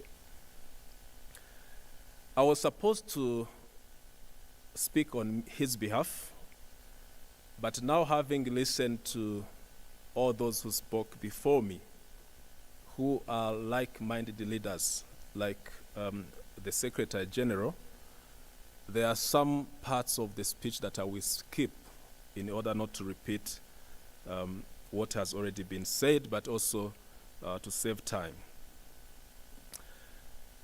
Let me, first of all, on his behalf, commend the government of the Federal Republic, Democratic Republic of Ethiopia, the African Union Commission, and the E-Trade Group for convening this inaugural Africa Job Creation Forum and for opportunity to be part of this event as the AFCFTA Secretariat. Today we are celebrating, of course, Africa Integration Day. We are also celebrating the 60th anniversary of OAU and African Union. But thirdly, this year, 2023, is the year of acceleration of implementation of the AFCFTA. And this has been said this morning. The concept of this celebration of the Africa Integration Day came from the heads of state and government back in 2019 when they made a decision in Niamey. And the establishment of the AFCFTA in March 2018 was a momentous event in the decades-long effort of the African Union to integrate the economies of our continent. Of course, 5 years down the road, we have made remarkable progress despite the challenges that we have faced, especially those related to the COVID-19 pandemic, the Ukraine-Russia conflict, the climate change effects, and many others. And when I was listening to the previous speakers, I got two important elements as part of this forum. One, we are here to reflect on the challenges that we are facing as Africa as they relate to job creation for young Africans. But more importantly, we should live here with solutions to those challenges. And I think everything that will be spoken here will revolve around those two main points. We believe that the implementation of the AFCFTA is also going to provide some of the solutions to those challenges that have been highlighted. Of course, let me remind ourselves some of them. As a result of COVID-19 pandemic, it is estimated that Africa has lost 200 million jobs in developing countries just as a result of the pandemic. It has also been said that Africa today, we have more than 19 million young Africans who enter the job market annually, while we are only able to provide about 3 million jobs. And I think this is a challenge to the private sector. We have a population which is estimated to be 1.4 billion people, which is accounting 18% of the global population. And by the year 2050, it is estimated that we will be 2.5 million in Africa, which is 1/4 of the global population. And it is also estimated that the working population, meaning in the bracket of 15 to 64 years, which is currently estimated to be about 800 million, is going to reach 1.5 billion by the year 2050. Of course, with that growing demography, there will be more for a demand for jobs, which brings us back to the theme of this conversation. Meanwhile, with all those challenges, economic growth on the African continent has not been $100 billion, will be channeled through SMEs, that are owned by women and youth. And you remember that today, when you look at the overseas development assistance that we receive from developed countries, it's still around just $50 billion annually.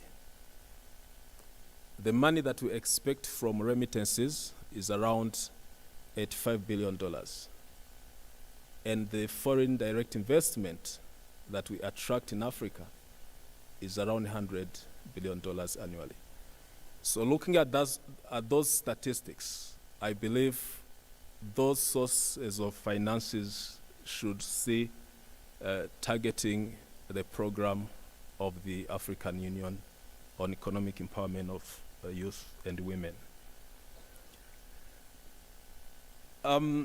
Let me also propose a number of policies and measures that can be applied to enhance the quality and pattern of economic growth to facilitate structural transformation for employment creation on large scale and poverty reduction. It is important to focus on 3 reinforcing mechanisms that can propel growth. These are innovation, inclusion, and integration. And with the AFCFTA, Africa is on course to advancing on all these 3 critical elements to boost economic growth, spur industrialization, and create decent jobs for the continental growing youth population. Firstly, with innovation, today there is an urgent need to adapt and innovate to achieve the resilience and flexibility required in the post-COVID era that we find ourselves in.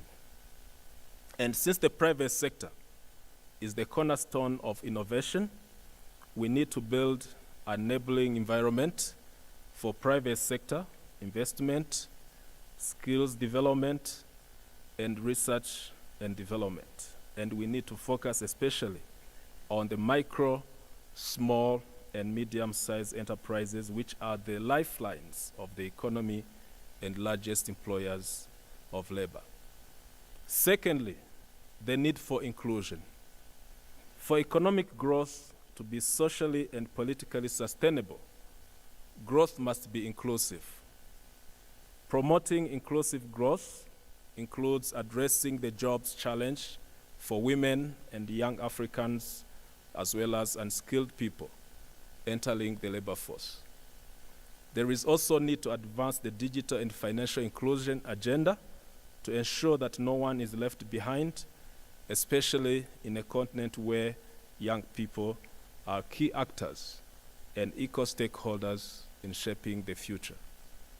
The third element, which is economic integration, regional and continental integration can help provide new and diversified market opportunities on both the supply and demand side through expanded production, networks, and consumption choices. And still in this context, the AFCFTA presents African countries with opportunity to diversify export destinations, import sources, and pattern of cross-border value chains, integration by boosting continental and regional trade. AFCFTA provide Africa a unique opportunity to further drive growth and structural transformation through greater economic integration in a form that benefits African businesses and workers. And with the effect of implementation of the AFCFTA, the continent will grow faster. The latest estimates by the World Bank have revealed that when we implement properly the AFCFTA, by the year 2035, the real income gains from the AFCFTA alone is going to boost by 9%. That's the increase in Africa's GDP as a result of AFCFTA implementation, which is translated to 571 billion US dollars. And this will contribute to lifting more than 50 million Africans out of extreme poverty, and in total, more than 100 million people will be lifted out of poverty. Again, with the AFCFTA, we promote trade that will benefit especially women and young Africans, as we developed the protocol on women and the youth in trade, and also the protocol on digital trade. Those two instruments are going to make sure that we address challenges of those categories of people during the implementation of the AFCFTA. I will not take much of your time.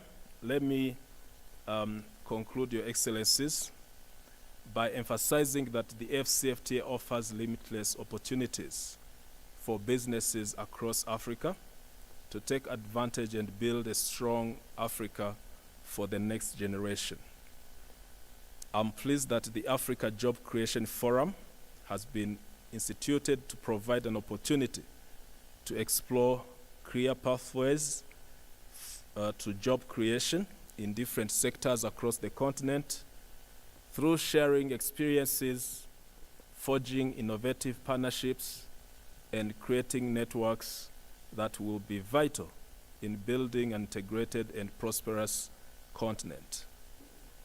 Let us accelerate industrialization in Africa and the purchase and use of African products and raw materials, which just requires change in our mindset. Let us invest more in our people, particularly women and youth, and in the rural enterprises. Let us work together to create decent jobs for our growing youthful population, making Africa the place of choice to live, work, and do business. Let me conclude by extending a note of appreciation to all of you who are here participating in this forum, and your continued commitment is very crucial for the success of our continental integration agenda. I wish you fruitful deliberation and insightful dialogue. Again, let me join the DCP to wish you a happy Africa Integration Day. I thank you. Thank you very much, Director. You had several messages like the other members of the high-level panel. Let me just highlight three key messages that you brought in. One of the which is that every year we have 19 million young Africans entering the job market, which is a very, very key challenge. Then you also brought out some very interesting statistics. One of them being the official development flows to Africa every year, and you put it at 50 billion US dollars annually. Now, that figure should also be contrasted with another figure, which is the illicit financial flows from Africa. That is about 89 billion US dollars per annum, so which is a net loss for Africa. You also brought out the figure of remittances from the African diaspora, the 63th region of Africa, which is about 35 billion US dollars. That is very, very positive, and would encourage the African diaspora to increase their investments in Africa.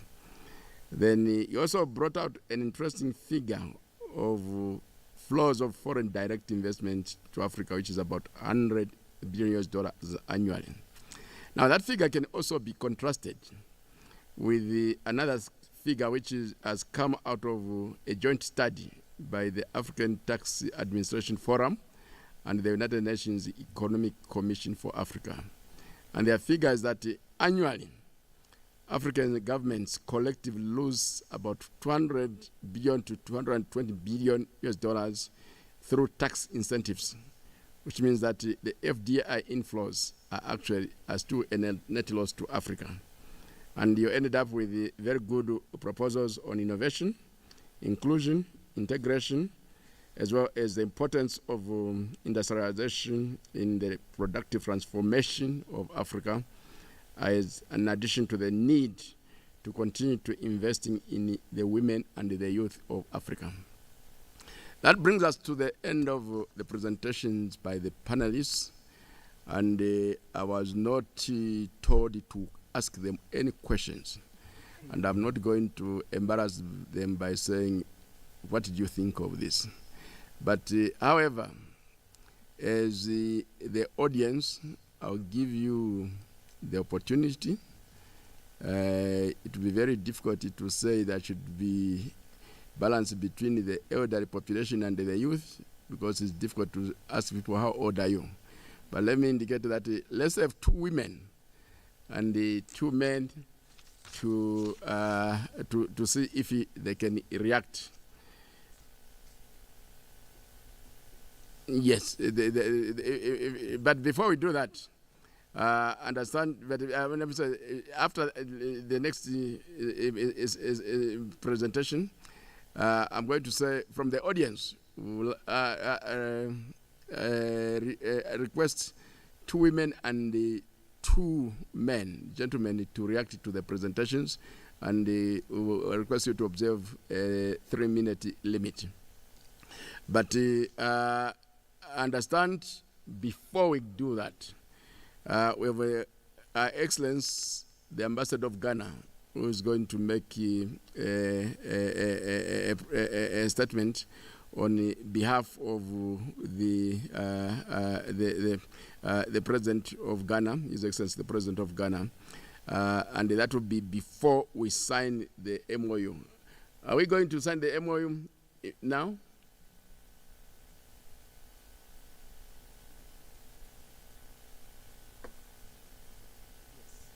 You will be ready. Okay. So since it will come before the signature of the MOU, let her come. We'll request Her Excellency, the Ambassador of Ghana, to make a presentation on behalf of the President of Ghana. You have the floor, my sister.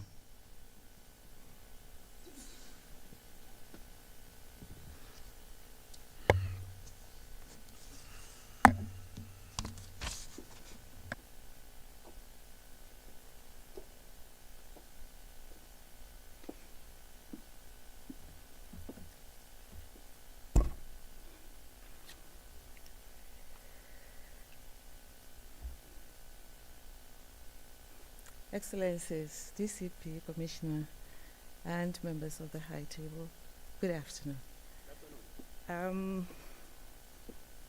Per the program, the President of Ghana, Nana Addo Dankwa Akufo-Addo, AU champion for African financial institutions, as well as gender and development, and also a member of the Advisory Council, was supposed to deliver a recorded goodwill message.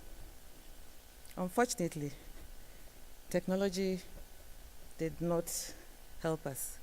The message was recorded all right, but transmitting it became a problem. So I've been instructed to deliver his message. So I'm going to read it verbatim. So in quotes, Your Majesty King Mswati III, Your Excellency President Paul Kagame of Rwanda, Your Excellency Demeke Mekonnen, Deputy Prime Minister of the Federal Democratic Republic of Ethiopia, Your Excellencies, distinguished participants, it is an honor to address this session and to make few remarks on such an auspicious day in our journey towards continental integration.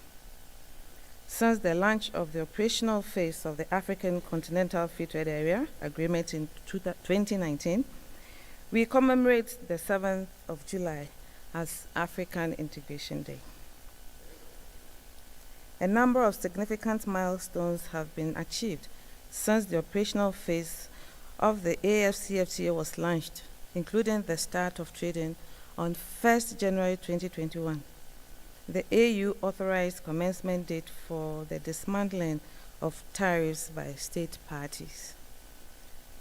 It was the most significant turning point in our journey to create an economically integrated and sustainable continent, capable of ushering in a new age of industrialization across the continent by harnessing our bountiful resource endowments to address aid dependency and poverty.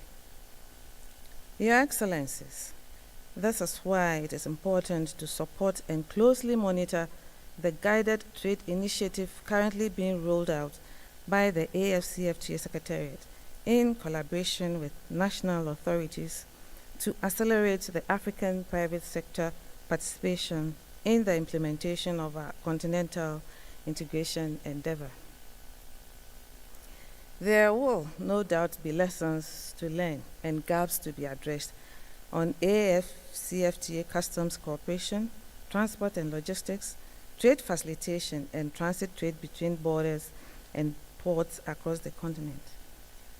I, however, have no doubt that within the context of the AFCFTA, the African private sector, actively supported by the state, is capable of enhancing economic opportunities and stimulating growth to provide decent jobs for the youth and fresh impetus and dynamism for African entrepreneurship. This forum has the daunting task of reflecting on the threat of unemployment, especially for the 18 million young people who enter the job market every year but are unable to find jobs. I believe, therefore, that the focus of the AE Trade Group in building an ecosystem with partners in the public and private sectors to create between 80 and 125 million jobs is appropriate and deserves our support. We are particularly pleased to see the signing of the MOU between the AFCFTA Secretariat and the AE Trade Group in November last year as a first step.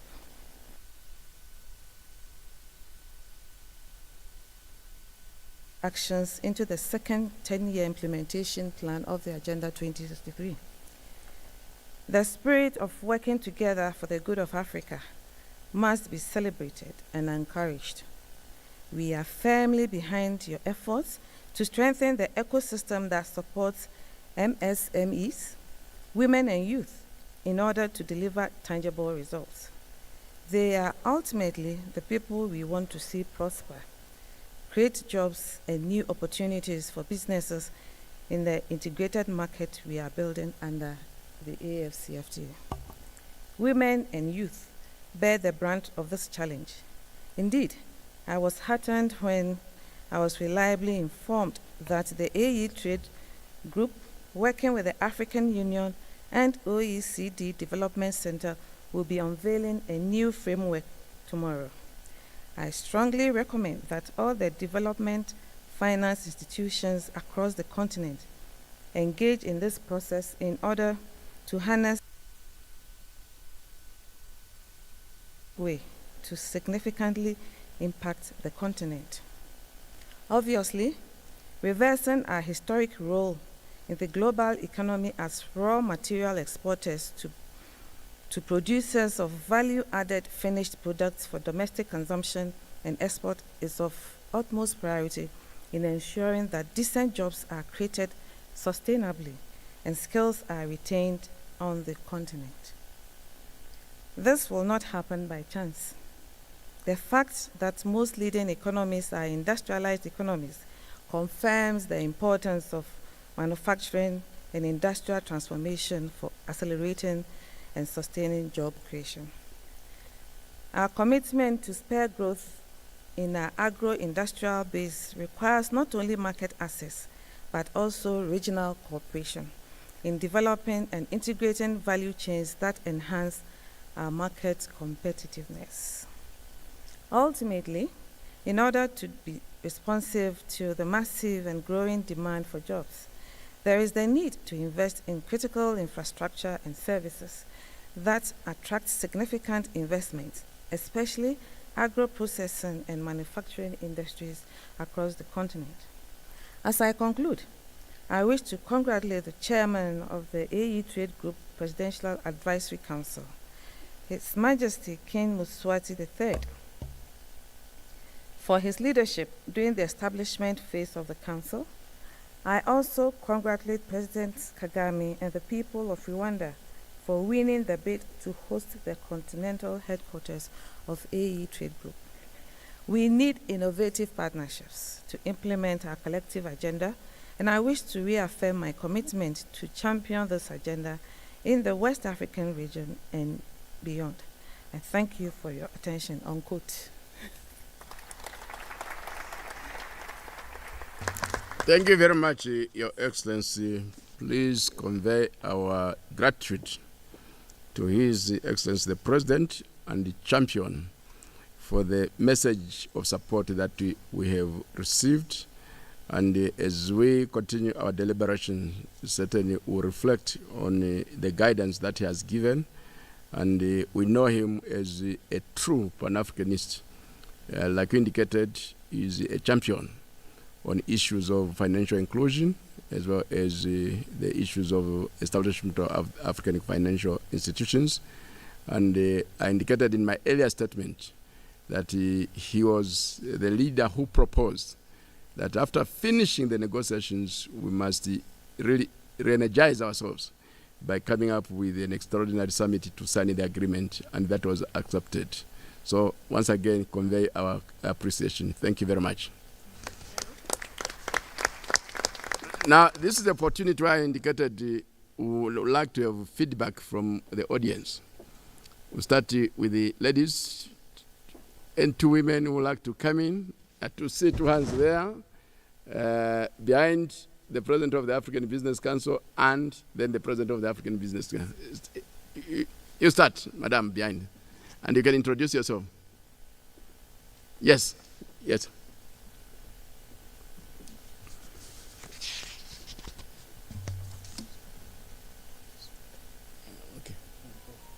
Oh, yeah.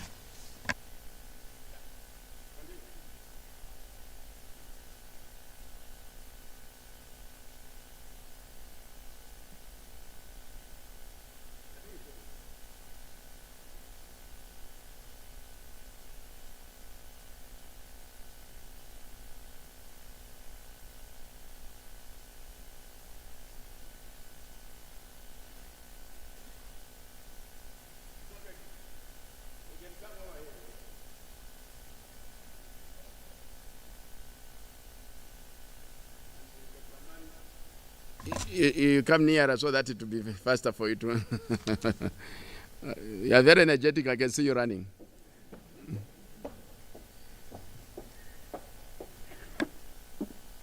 Thank you so much. Am I audible now? Thank you so much. All protocol observed. This is Samia Abdul Qadir.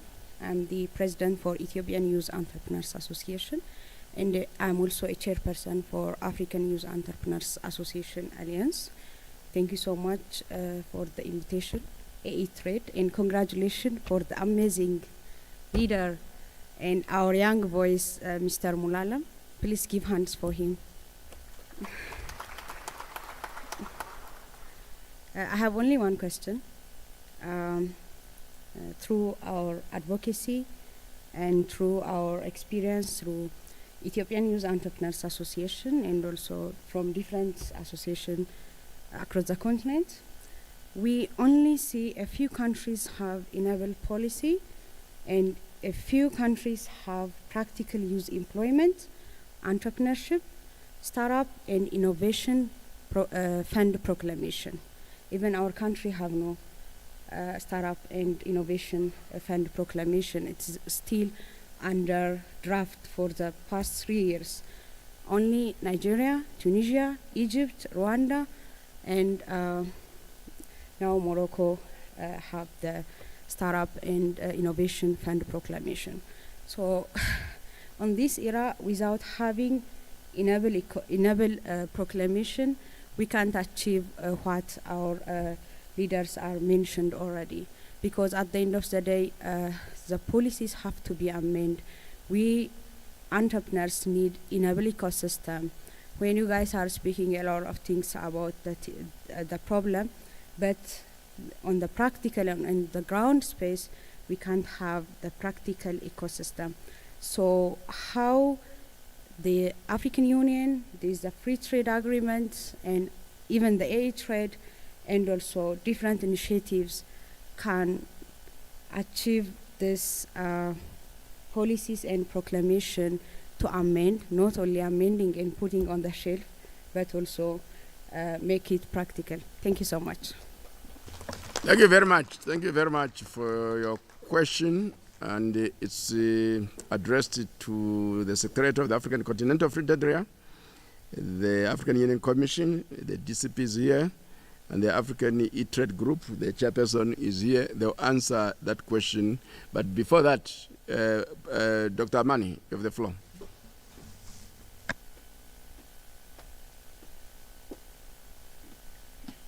So, Your Excellency, the High Table, the youth of the continent, my sisters and brothers, thank you very much. Thanks, and happy Africa Integration Day. Thank you for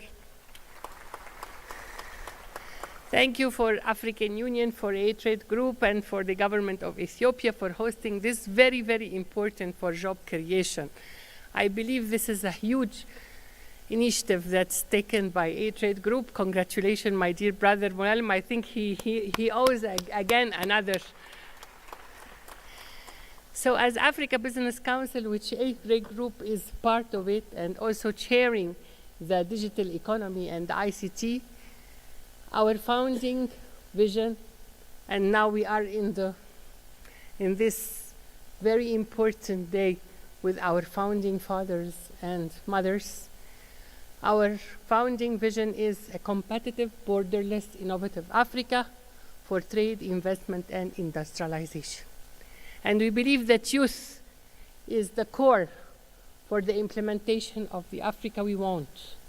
And I believe, as Her Excellency DCP, she mentioned about the financial inclusion and the economic empowerment for women and youth is a huge thing. So my sister just now talked about the ecosystem. That's why for the ecosystem, we believe that it's a joint with all of us as institutions under the umbrella of African Union that's based on 3 pillars. The first pillar is private sector strengthening and empowerment, including SMEs, women and youth, and that's by building capacity, by training, by capacity building, by skills development. Your Excellency is the Minister of Skills. So I think it's a huge job that we have to do it together. The second pillar is the policy advocacy, and Africa Business Council is there for you, for the youth and everybody, to be the premier advocacy arm in order to have the ecosystem and the policies. Your Excellencies, we are advocating to have at least 40% of all government procurement goes to African private sector, including SMEs, women and youth. And this is really, we are working on it to see how we empower our youth of Africa in the private sector. Your Excellencies, all of you talked about the private sector.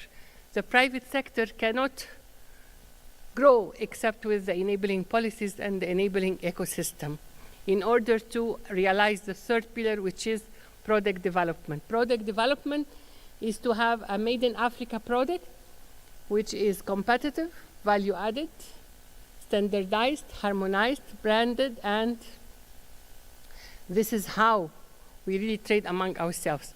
Because ACFTA is not about trading products that we are bringing from outside the continent, but trading a made in Africa product. And with reference to youth and startups and the ecosystem, we have just have the program called Africa Unicorns, Hunting for Africa's Unicorns, which speaks to what my sister is talking about, how to really empower our startups to be the next unicorns of Africa. And this is by high-tech and building the capacity of our youth. And this is a joint program, and actually it will be the biggest TV show on the continent. and we're launching it, inshallah, with the next AU Summit to have the best startups, because you were talking about the startups, and to have call for nomination from across the continent for the high-tech startups that speaks to the problems of our African continent. So, Your Excellencies, we are here there to support. We are here to see how we joint efforts, because as we always say, the private sector will not work it alone. We work it with everybody, and here I really want to salute our Commissioner for Trade, Industry, Economic Development, Tourism and Mining, His Excellency Ambassador Moshenga, who is a real champion, who is really supporting the private sector and the youth. Thank you, Your Excellency. And thanks for Your Excellency, the former Prime Minister of Ethiopia, for as the chair of the trade group, for really pushing the agenda of the youth, of the digital economy. And it's our pleasure to see how we all work together, even with ACFTA, because ACFTA is our flagship program. But alone we can never do it. But all of us, as our African proverbs say, if you want to go fast, you go alone. But if we want to go far, we go together. Thank you very much. Thank you very much, Dr. Mani, President of the African Business Council. I think your key message is that the African private sector is ready to join forces with the countries and other continental organizations in promoting job creation across the continent, and they certainly will be able to collaborate. And I hope eventually the message for 40% procurement to be availed to the private sector, especially women and the youth, is going to be heeded to. We are working with our colleagues in the strategic planning division to see if one of the flagship programs in the second 10-year implementation of Agenda 2063 will be an integrated SME, small and medium enterprise program, to bring issues of market access, skills development, and other key issues that would enable them to grow. So that is taken into account. Now, back to the question. I don't know if we start with the African Union Commission. What are we doing in building the required ecosystem?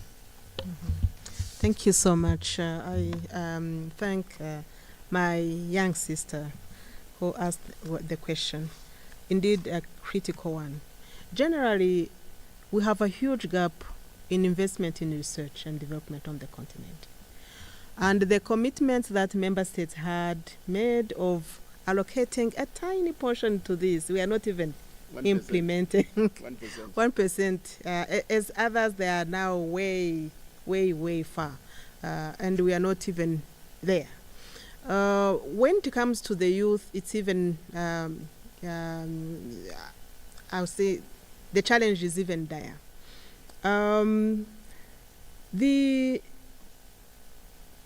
The discussions that were held at the last February this year Assembly of Heads of State, the issues of startups were discussed.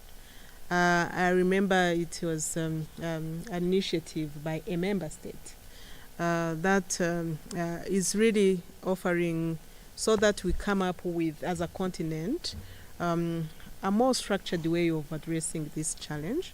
And our colleague commissioner in charge of innovation, this is Education, Science, Technology and Innovation, is already mainstreaming that as part of next year program, because next year is going to be the African Union Year of Education.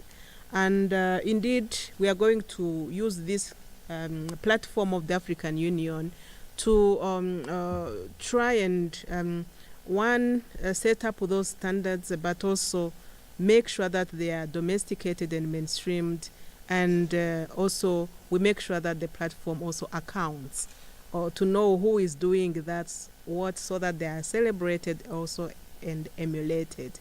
I agree with you that we need to be telling more of the stories that are already happening, so that they can also inspire others as we continue also to expand the outreach.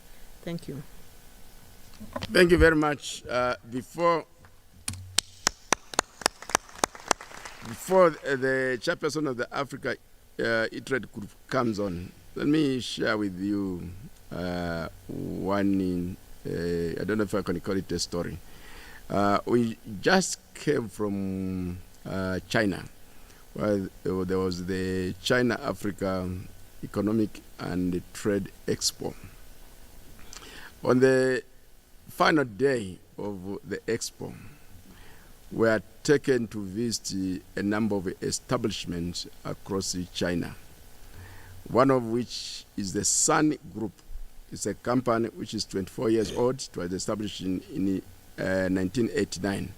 It's a heavy engineering company. And they told us that they commit annually 5% of their revenues, not profit, revenues on research and development.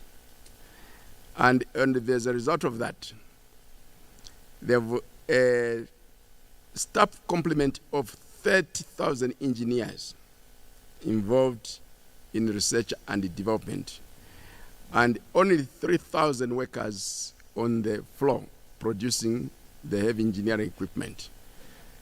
So you can see how far behind we are on issues of research and development.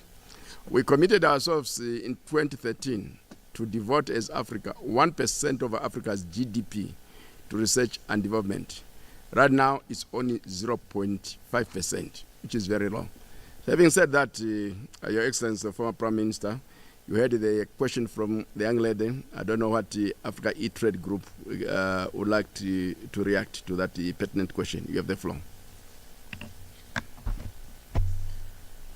Thank you very much, Commissioner.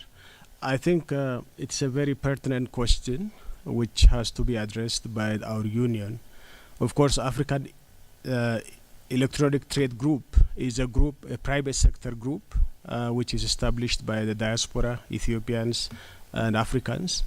And it can play a major role in this regard by creating jobs for and also startups. But she asked about a facilitation and a necessary ecosystem that helps the startups to move forward.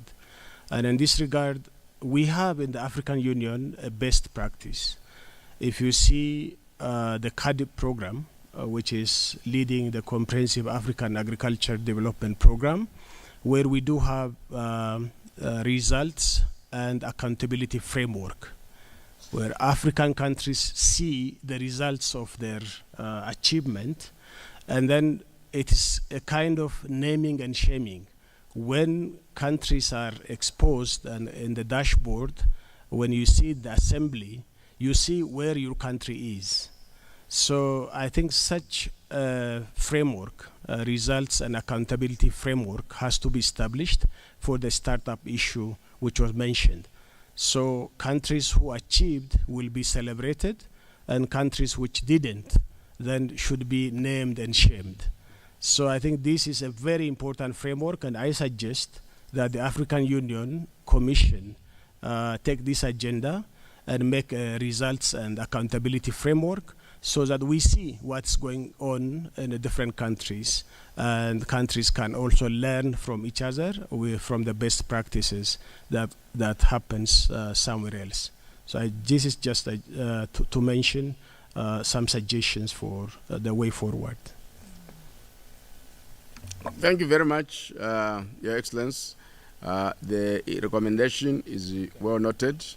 I think it will be a part of the outcome documents when we prepare the outcome of the deliberations.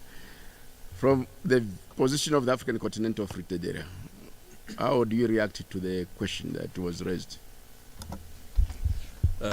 Thank you very much, Commissioner.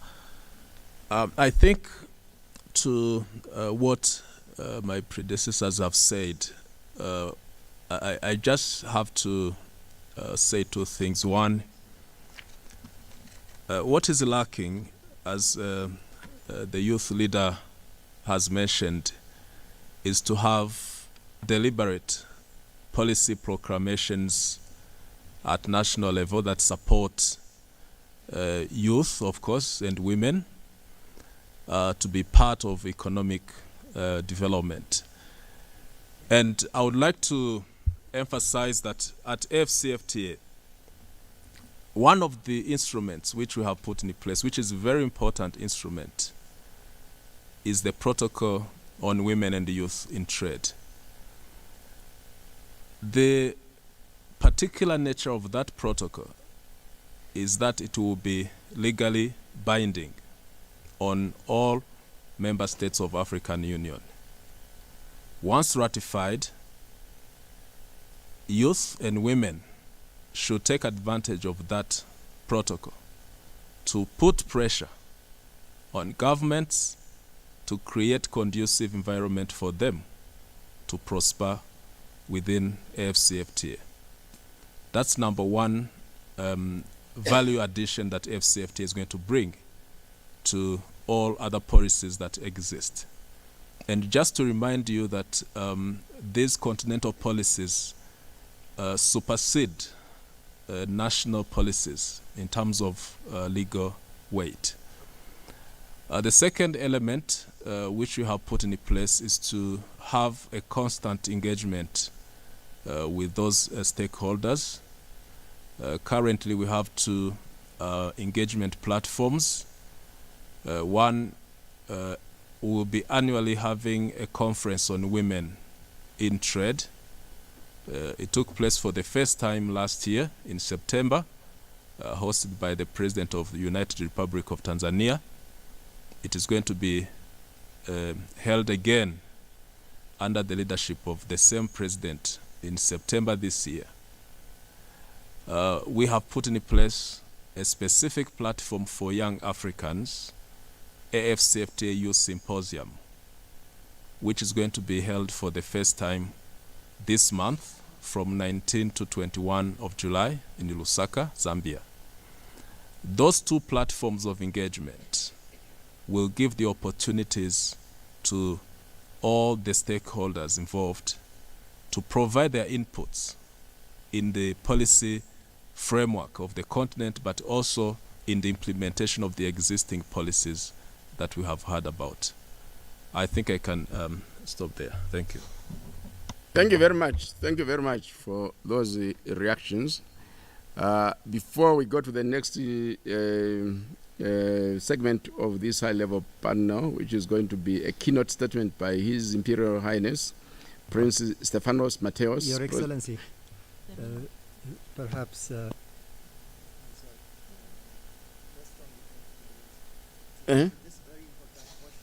Yeah, I was going to come. Okay, yes. I just wanted to get that. You react. I also have some specific proposals. But I just, before we come to the next segment, I wanted to react to that. But you react, then I'll come.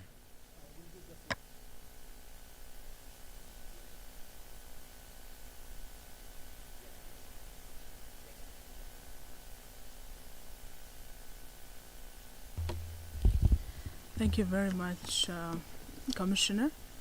My sister Samia has mentioned a valid point regarding startups and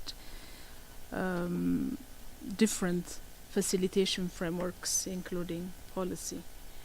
As Ethiopia, what we are trying to do is, while preparing the policy for startups, we decided to take some practical measures regarding bringing the different relevant actors for ecosystem building, both from government, private sector, and relevant partners together. And we're working on the groundwork. In the meantime, we're about to officially launch the establishment of the ecosystem. That's one important measure taken from our side. The other one is we're closely working with the Development Bank of Ethiopia, particularly on the idea financing or equity financing. Currently, it has evolved to equity financing.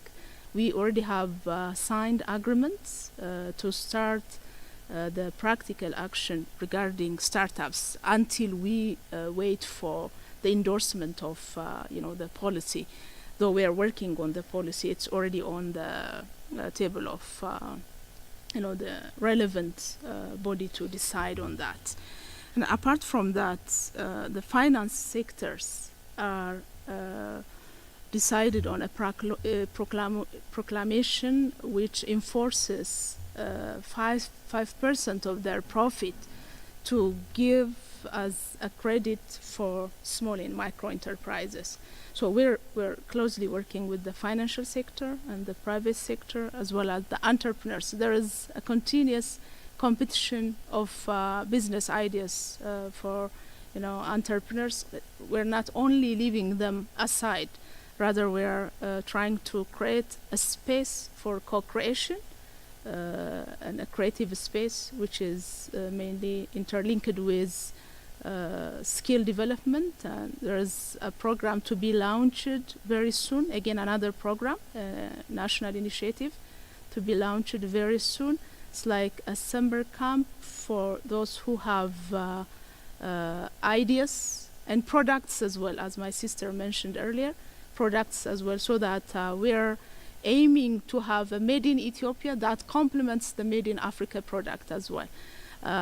Taking this opportunity, I would like to also appreciate the effort which was done by His Excellency, my former Prime Minister, Haile Mariam Desalegn. There was an initiative of the Youth Job Creation Program. Ethiopia is striving since then, now complementing with new reform initiatives and ideas. We're trying to embark on so many initiatives, programs, and projects so as to address those questions of our youth. Thank you very much.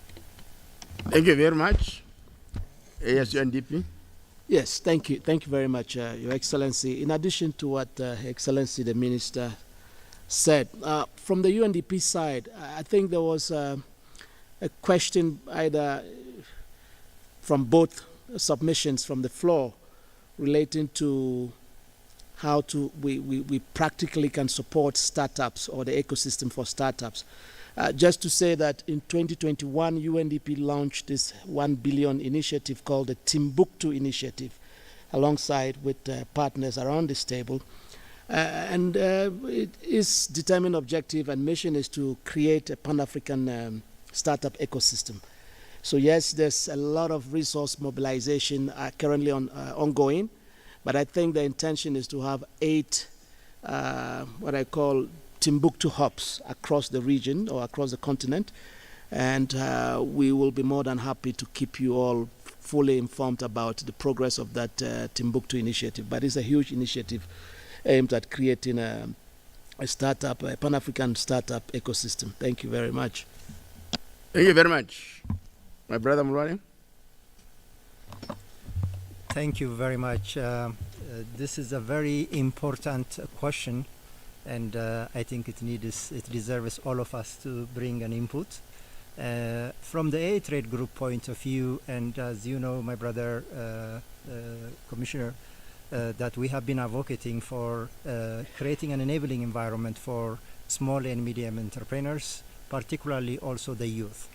And in the youth, that actually policymakers need to look at it, that this is not a moral issue making enabling environment. It is an economic question, because the return on investment, early investment for the youth, is a huge return on investment that is going to bring. So as a private sector, the way that we are looking at it is that we have been advocating in the last 2 years, and there is no early investment on innovations, on ideas in our continent that need to be looked at as early investment, particularly in the digital economy.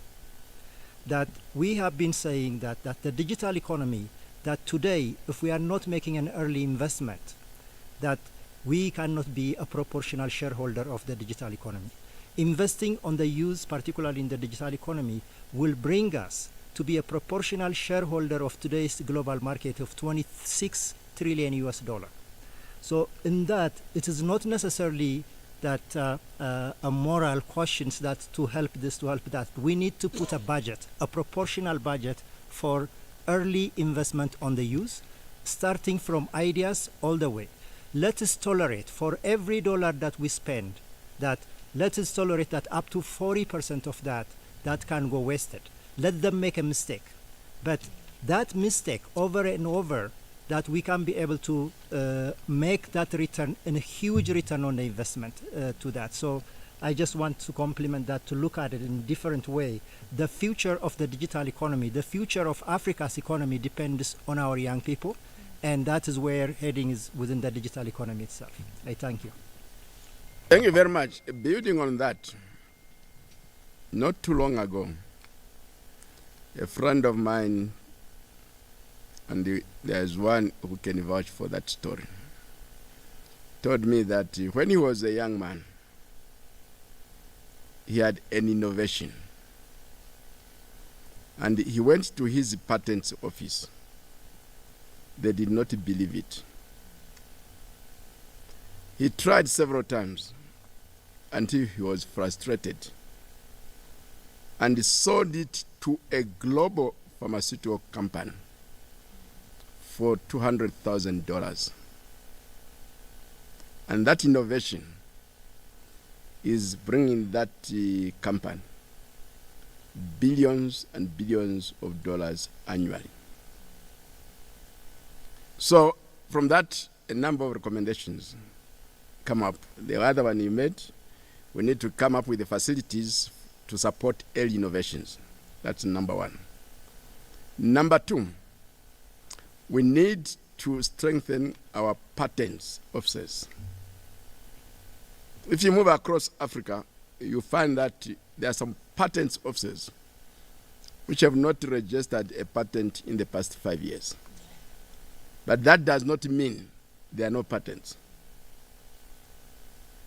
There are some countries and organizations which come to Africa to get the ideas of Africans for as little, sometimes as little as $25,000. The number 3 recommendation is to increase funding for research and development. The 1% is not enough, although we did not attain it. But we need to increase funding for research and development. And here, I always give you the example of the Tesla motor vehicle company.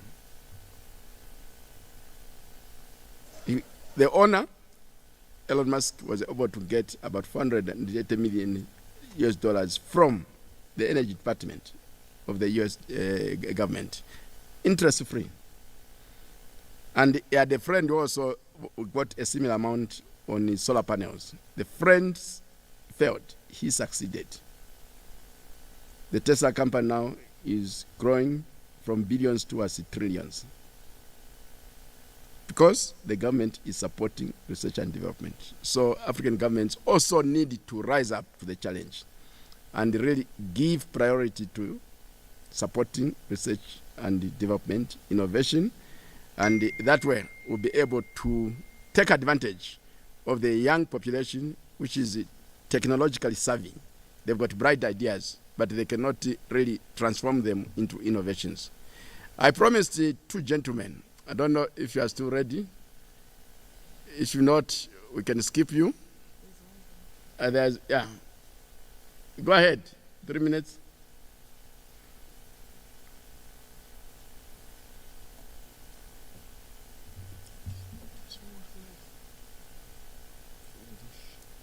You also walk if you cannot.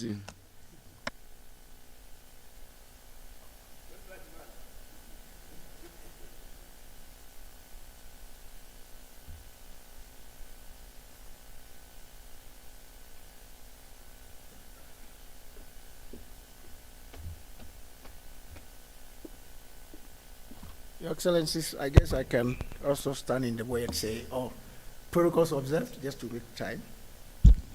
Two questions, if you don't mind.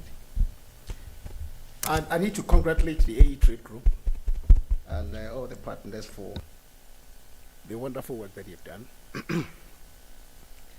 We're talking about youth. Now, the question I want to find out with regard to technology or digitalization, what are the practical steps are we putting in place to address the cost of internet usage and reliability in Africa? I was having a conversation a while ago. Technology is the way forward. Now, South Korea has invested or has projected 1 billion into the development of AI. China is doing 1.5 billion. In Africa, we have not even started the AI conversation yet.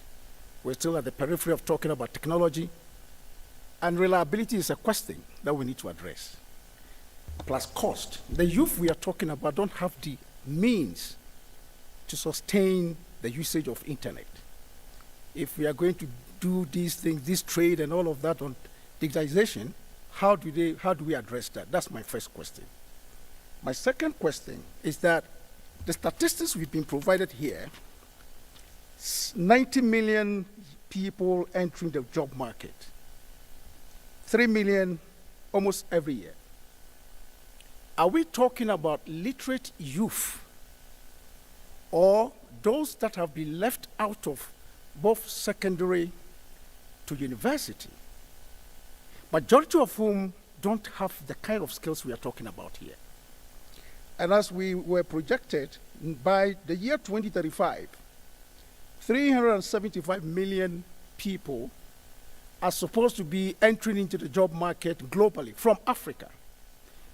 Are we talking about university graduates? And if that's the answer, what practical steps are we taking to address those that have not succeeded even in going into the university? What steps are we taking to strengthen our vocational institutions? I mean, it's strange. In Africa, in my country, Ghana, almost every polytechnic is now a university. So what are we doing with the polytechnic institutions?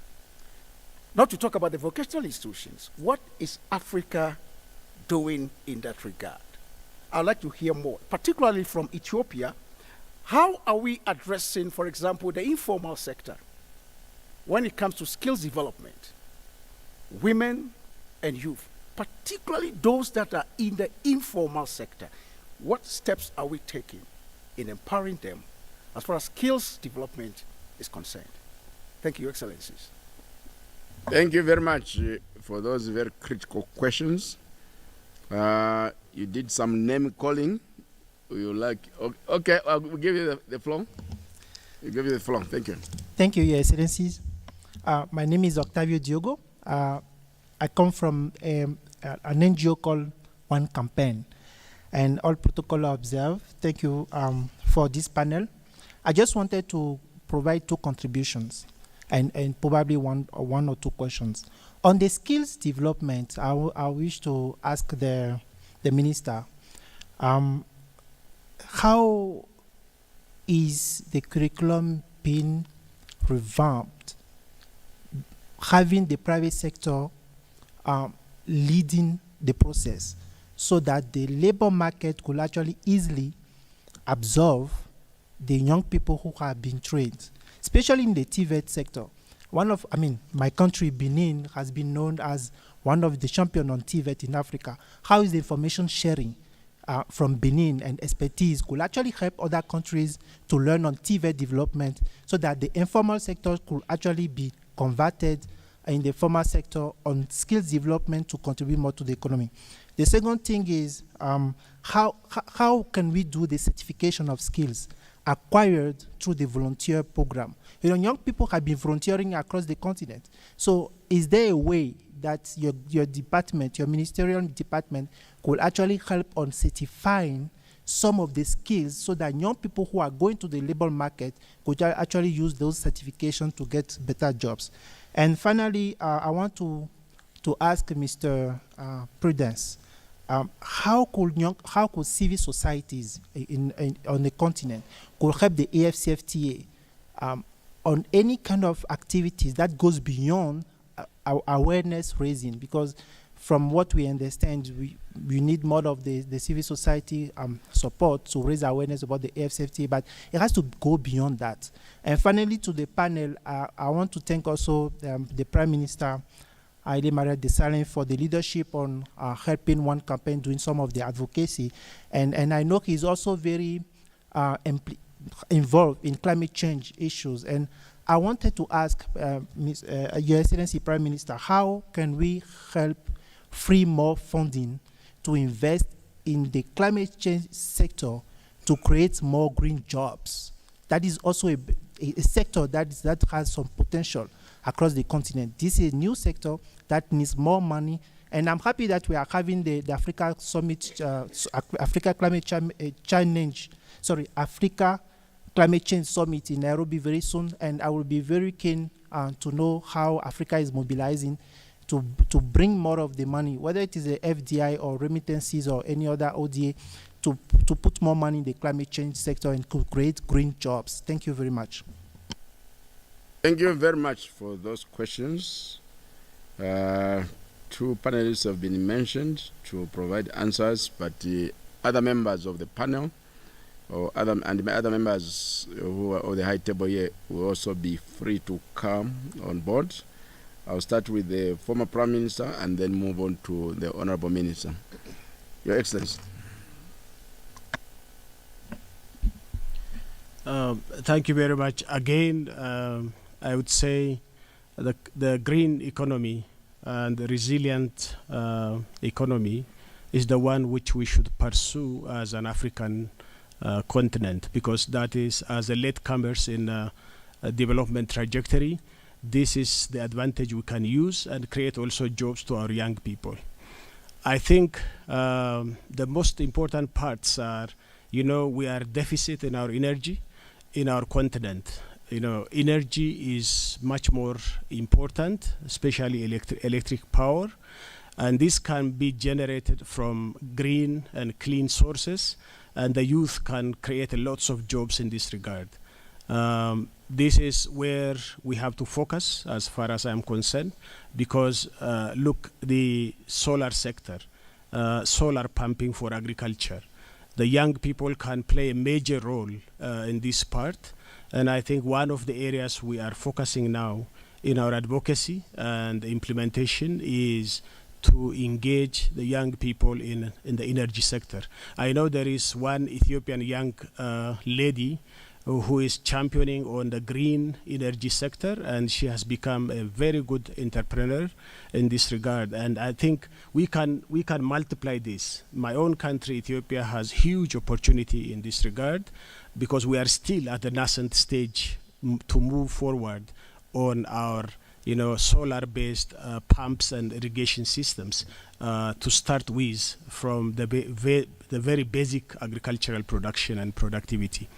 Then we can move, apart from this, into our greening. I can maybe the minister can tell more about it, but the green initiative in our country, which is now taking place, the green legacy, has huge opportunity to creating jobs, to reclaim, reforest, and regenerate our ecosystem. I think this is also very important, because plants and forests has huge opportunity in this regard.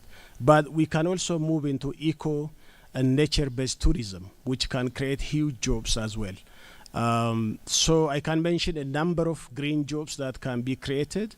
And I think the most important thing is countries' policies that help bring ecosystem. I fully agree with my sister early on who asked the question in Ethiopia. The most important thing is we do have the what to do. Our problem is the how to do. And we have to deliver on that. Our problem is, making the environment, the ecosystem conducive for those entrepreneurs to help move into the jobs that always talked about but never been, like a cloud which is not raining. You see the cloud, but the rain is not coming. So we have to deliver on our promises, and that's where we should focus. Thank you. Thank you very much, Your Excellency. Honorable Minister, quite a number of questions were addressed to you. Thank you. Thank you very much. Those questions are very relevant and important for the session, as well as for shaping our future regarding the skill, as I was trying to mention about how Ethiopia is considering currently a skill development. In our case, skill is considered as a gateway for a quality job, as I was trying to mention it on my remark previously.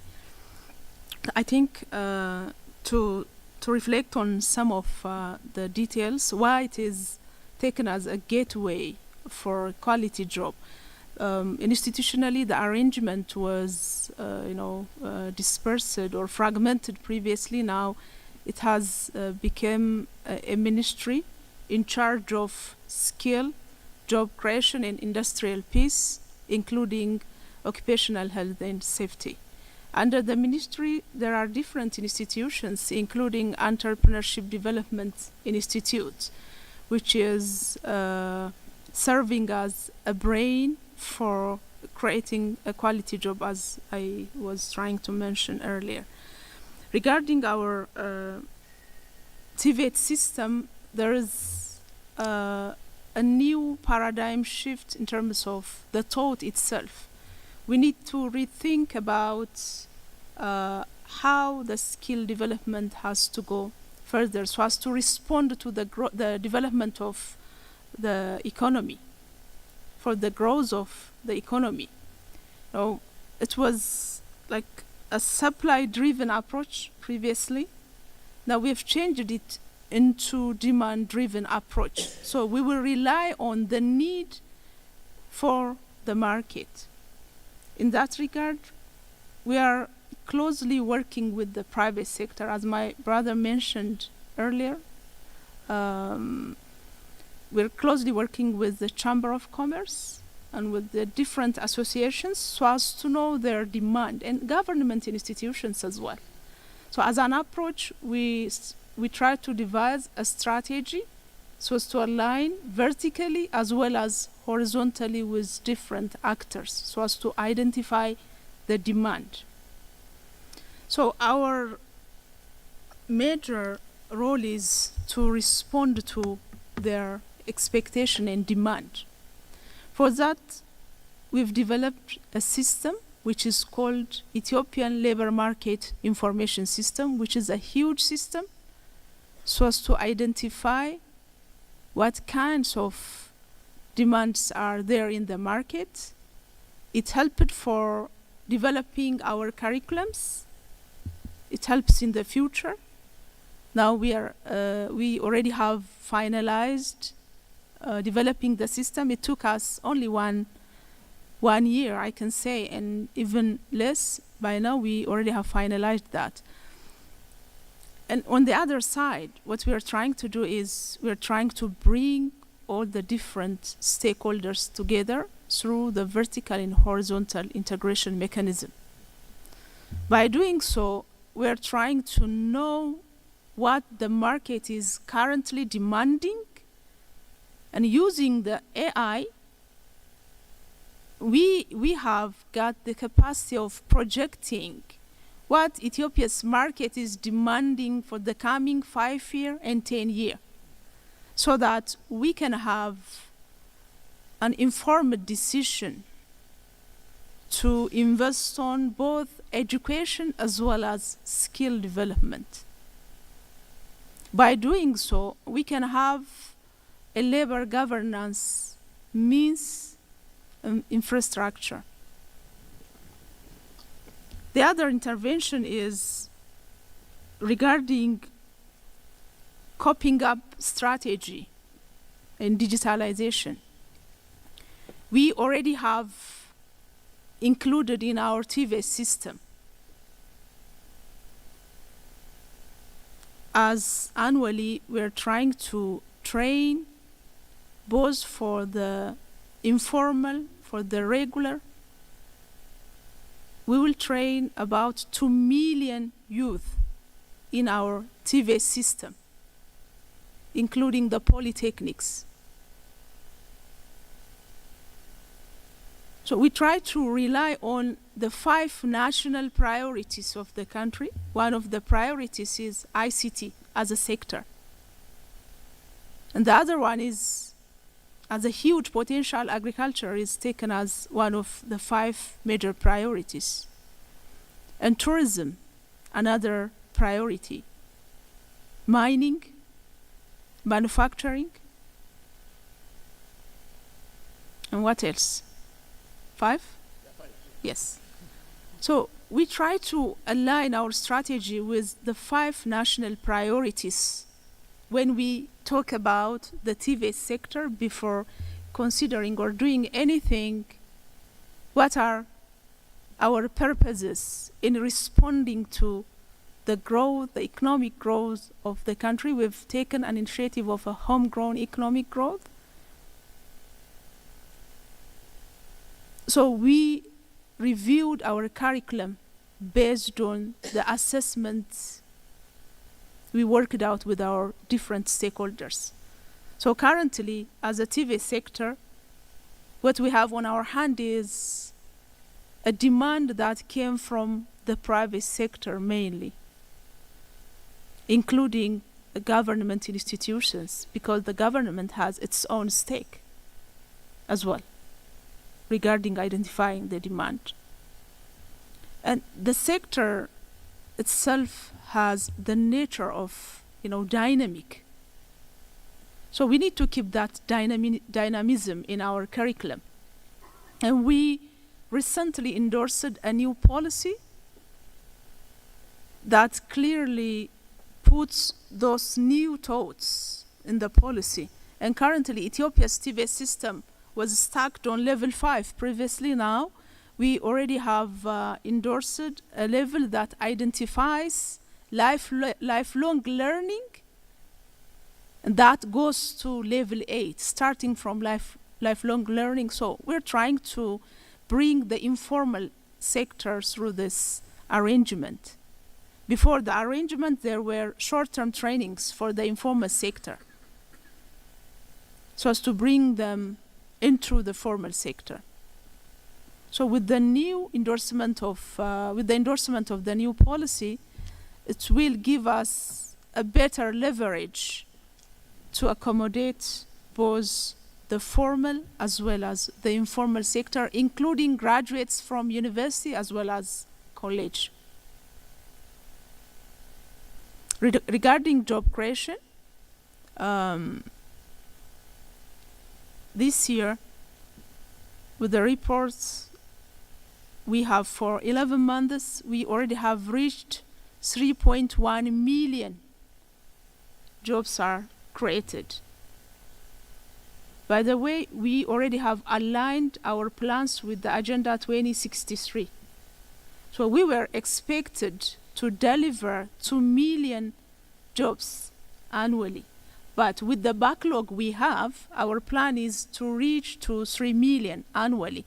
But this doesn't include the jobs, temporary jobs. Our data only shows permanent jobs, jobs that are paid in a payroll for more than 1 year, which means. So though we have a huge backlog, but we are trying to cope up with our continental target, apart from country level target. So this is the way how we're trying to relate with skill with job creation. But with the current reform in the TV sector, my brother from Benin mentioned so many issues regarding the TV sector. We already have a new strategy that differentiates TVETs as per the comparative advantage of the area. Now we are not giving some blanket sort of training. Rather, we are heading towards excellence and specialization. This will help us creating a huge volume of job opportunities in one hand. On the other hand, it will create a very good opportunity for the growth of the economy, so that the different regions will have the opportunity to unleash their potentials. And the other thing is, in universities and in TV sectors, we are developing a space to create.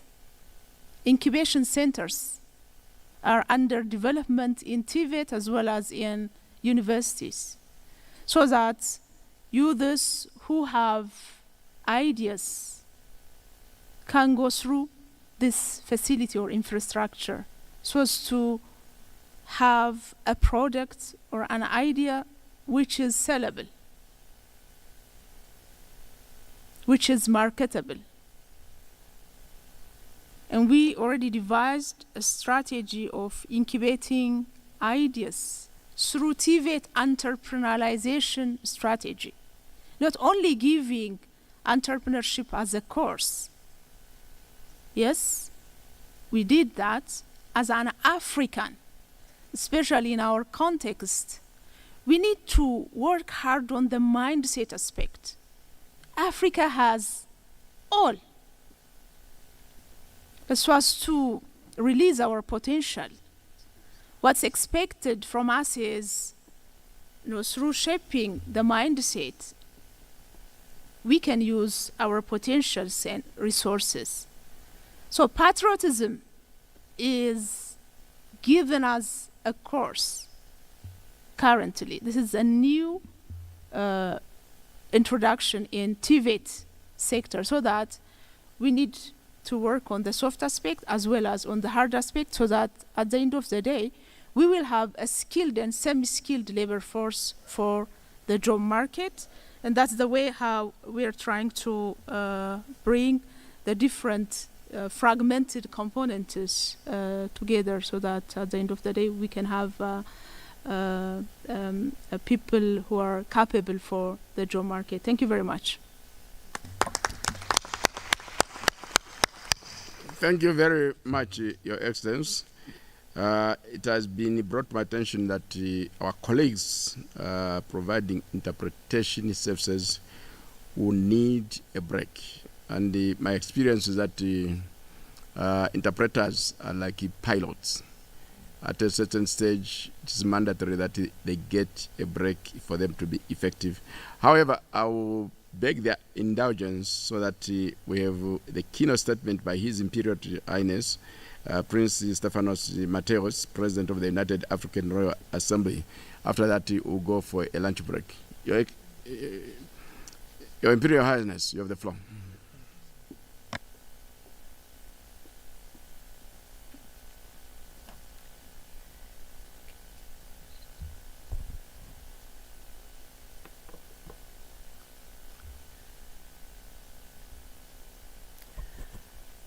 Greetings to all of our distinguished guests, to our leaders on the panel and on the front bench. Firstly, I would like to greet you in the name of peace, Salamna. So to all of you. I would also like to begin in the name of our Lord, the Creator, with whom all things are possible. And it gives me great honor to be here today amongst each one of you to grace this occasion.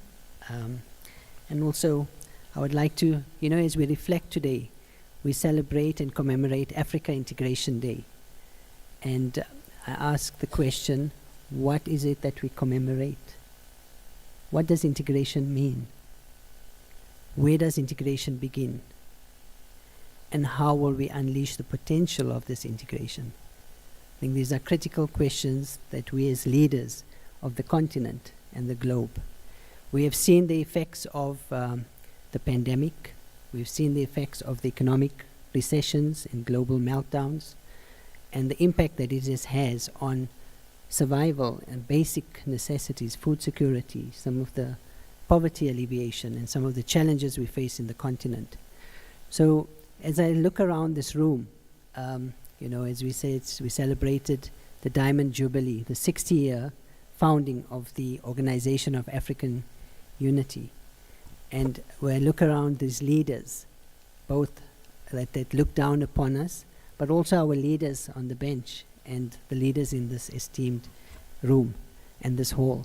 It is the Nelson Mandela Hall, and it gives me great pleasure and honor to state that, as a South African, I've worked closely. I've been also blessed to have the opportunity and the blessing from none other than Nelson Mandela to continue his leadership legacy.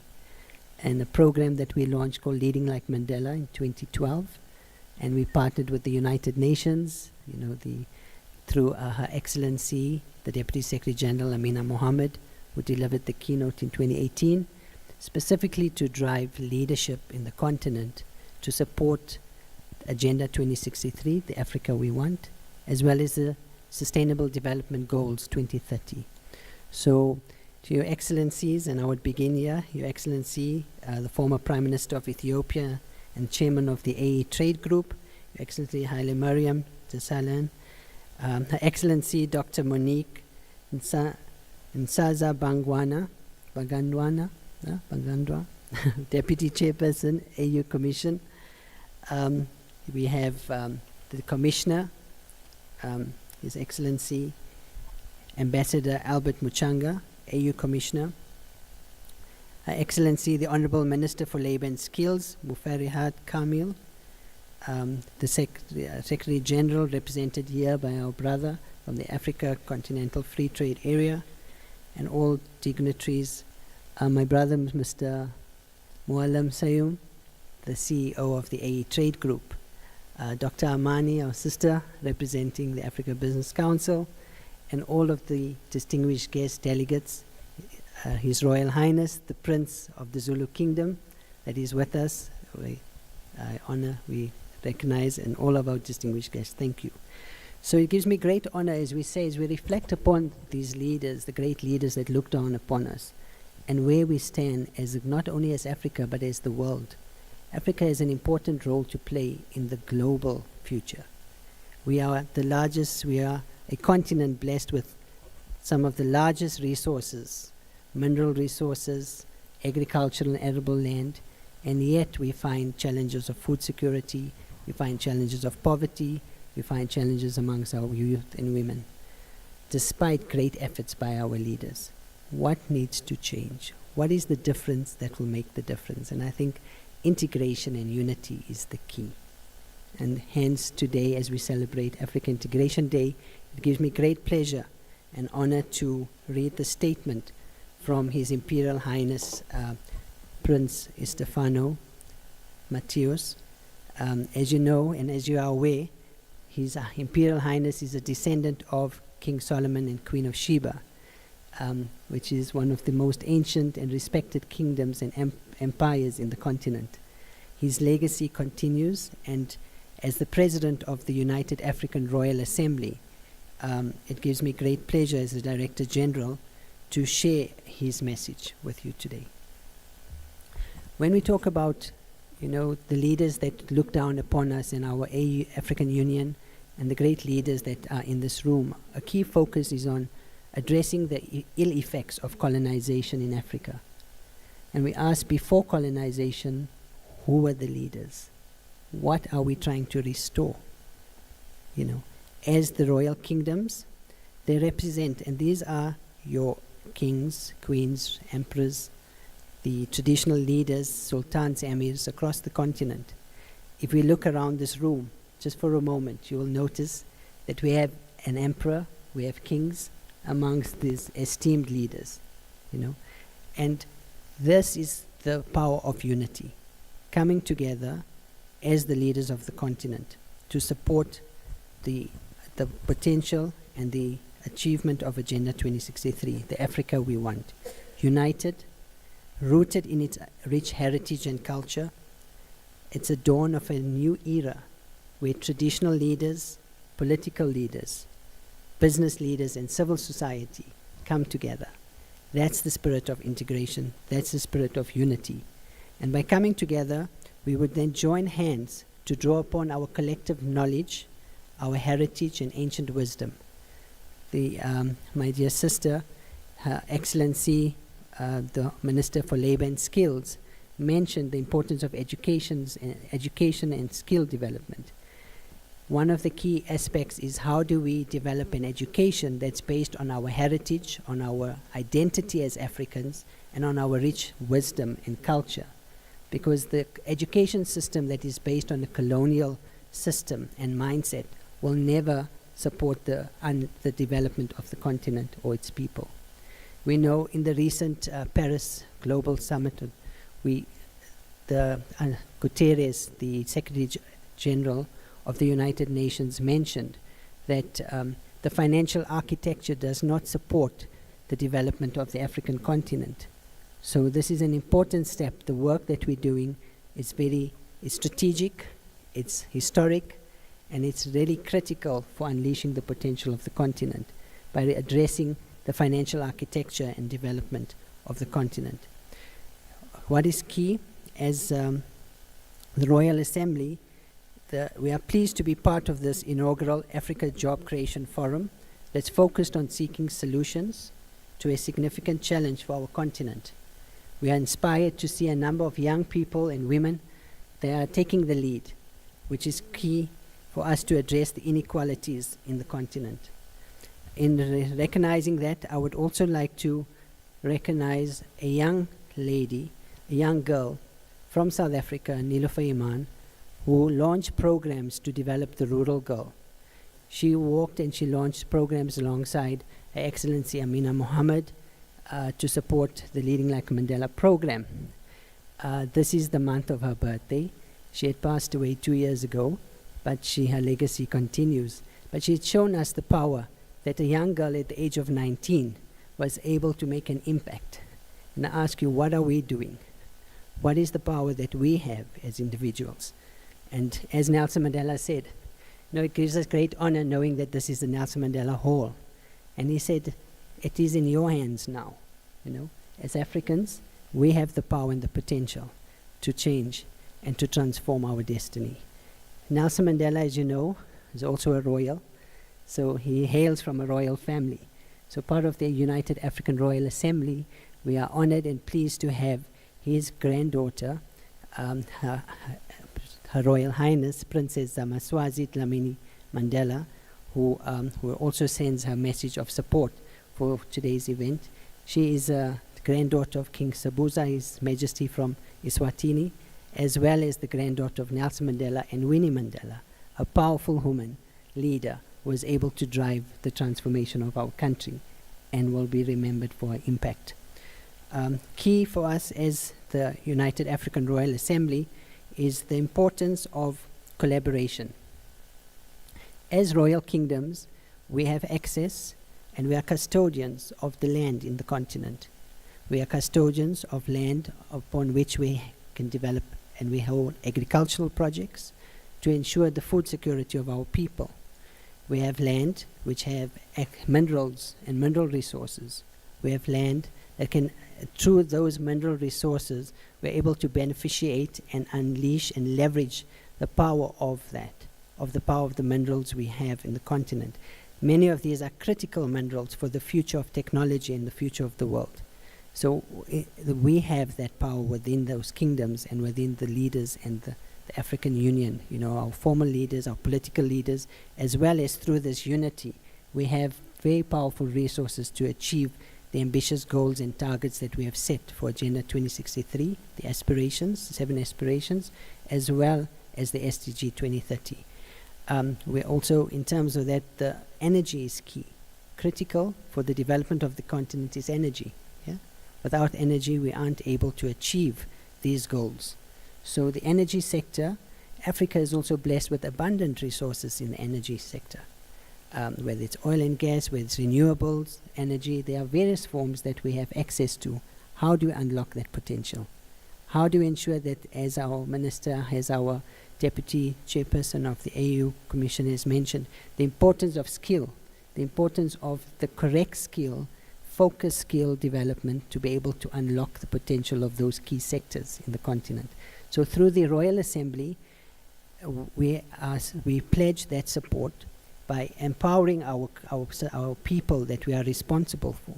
As you know, when we talk about sustainable development, kingdoms are there for generations. So it is in their interest, it's in our interest as the royal kingdoms to ensure sustainability of our people and our continent. The challenge, as we have stated, and I reflect upon what we have spoken about today. All of our leaders have spoken about the importance of our people, yeah? And restoring the dignity, the identity, the heritage, the culture, and the wisdom of our people is key. And this is a key aspect that we drive as the United African Royal Assembly, as the kingdoms who are custodians of our heritage, of our identity, of who we are as African people, so that we can fully assert our role in the future of the global arena and platform. Our leaders have worked hard to pass historic decisions, including the decision to establish the African Continental Free Trade Area. It is now time to share that baton with each person in this room, each person in this continent. Active citizenry and participatory development is critical to ensure, and this is why we as the Royal Assembly pledge that support to come together, to unite, to be able to ensure that we can participate in the development of our people in our continent. This integrated market that we are establishing must be a market that includes all and ensure that we leave no one behind. In this vein, partnerships are important because no one can do this alone, but together we can. I'd like to commend the work of the Africa Electronic Trade Group, seeking to find bold and sustainable solutions in order to ensure that we can achieve shared prosperity across the continent. Working together with all of you at the personal and institutional level, we can make sure that the goal of creating between 80 to 125 million jobs in the next 10 to 15 years is achieved. What is key, the outcome of these 3 days that we have come together will determine how do we do that. Yeah? Africa is blessed with amazing potential, great leaders, excellent policies. The key is now implementation. And we can only begin to implement and unleash the full potential of it by uniting and coming together, so that each African becomes an ambassador and a torchbearer of this vision. There is much for us to talk, in terms of the history. It gives me great honor, as I said, to be here. Nelson Mandela, and I often reflect upon that as South Africans, that when he visited Ethiopia, it was this country that provided him with a passport and supported our liberation struggle. Nelson Mandela and the leaders that looked down upon us provided us with that political liberation. It is time now for the economic liberation to continue. And I know 10 years in this very hall, when we celebrated Africa Day on 10 years ago, on the 50th commemoration, we recall on the 25th of May 2013, when African leaders gathered here in this very hall to commemorate the 50th anniversary of the founding of the OAU, and with the solemn declaration that declared that Africa's political emancipation is largely achieved. What remains is its economic emancipation. So with this, I bring to you from His Imperial Highness, the Prince Estefanos Mateus, from the Royal Kingdoms, our hand of support, our pledge to continue to collaborate and to unleash the potential of our people. And also what is very key, our Minister spoke about, Honorable Minister, about the mindset of our people. Remember, the outer world is a reflection of your inner world. Where does integration begin? Begins in the inner world. How do we see each other as one? It's an ancient African principle. In Southern Africa, we call it Ubuntu, which is about oneness and unity. But, Nelson Mandela said Ubuntu, and I'll paraphrase, but he says that Ubuntu is like we are one tree of humanity, though we may differ in terms of race or background or creed or culture or tribe. Ultimately, We are all branches on the same tree of humanity.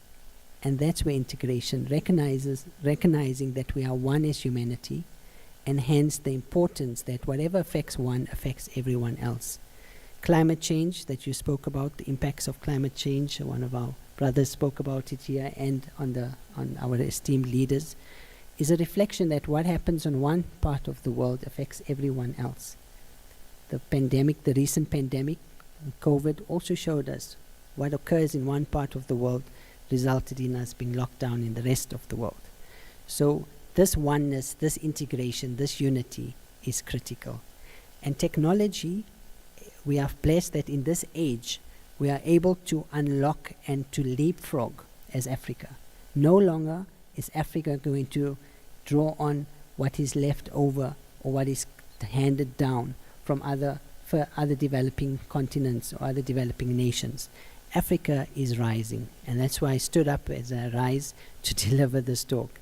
It is Africa's time now, and as the Royal Assembly, we would like to also announce that our collaboration with the AE Trade Group and to support in facilitating the investment of between 6 to 8 billion US dollars over the next 10 years through our strategic cooperation framework, which we are signing today with the AE Trade Group, and to support and fast-track Africa's economic and digital transformation.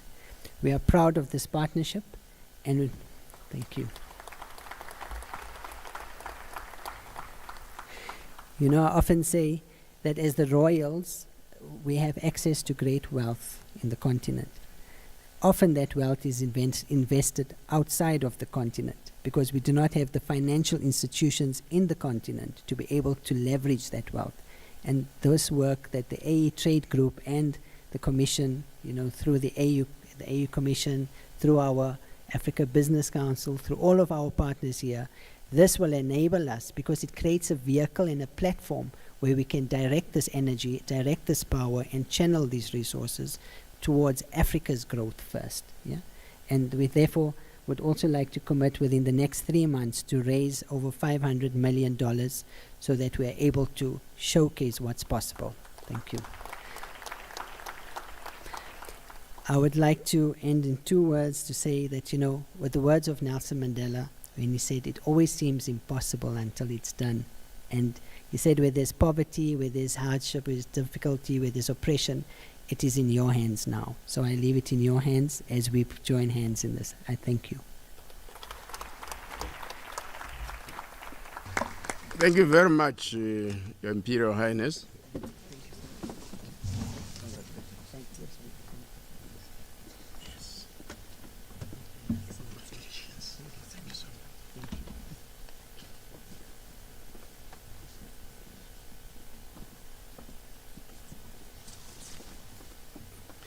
This brings us to the end of the high-level panel session. At this stage, I would like to hand over to the Director of Ceremonies, who is going to make announcements on where we go from here next.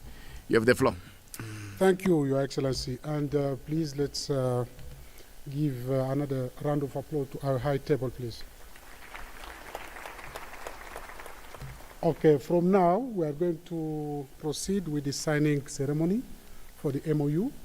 And after the signing ceremony, there is a high table group photo. And from then, we go to the lunch. So, Mr. Mwamulem, over to you for the ceremony. I don't know, this is...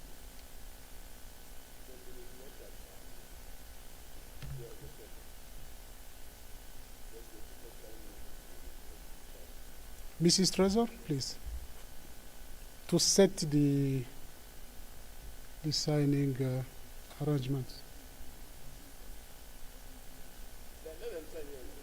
Okay. If the media, please.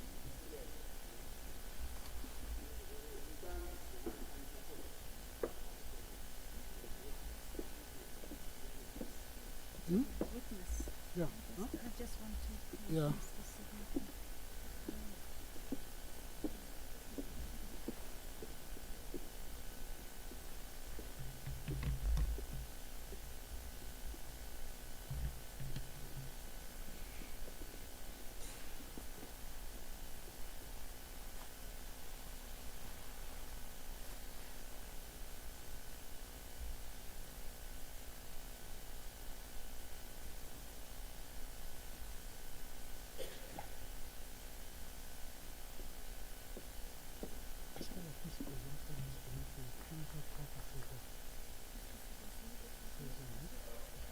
Parce que là, le panel.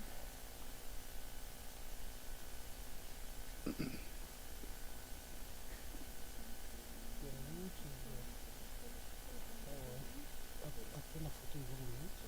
On met le link, on revient à la deuxième. Je sais pas.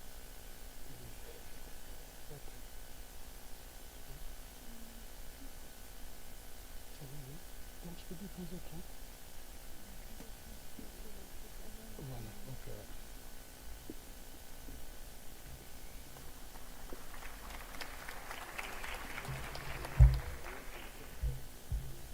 Left-handed. Yes. He is.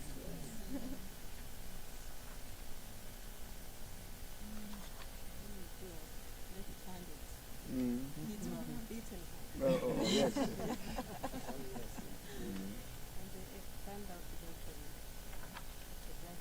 Yes. Mm.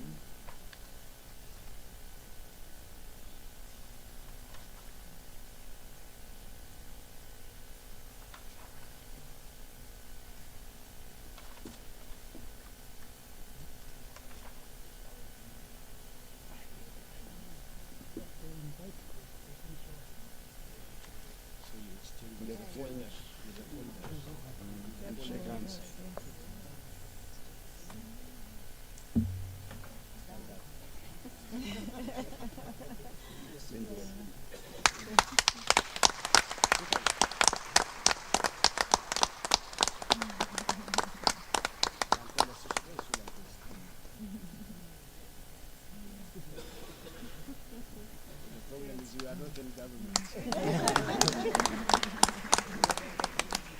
Yes. No, you remain where you are. Let's remove the chairs. Yes. Let's remove the chairs. Bring the chair.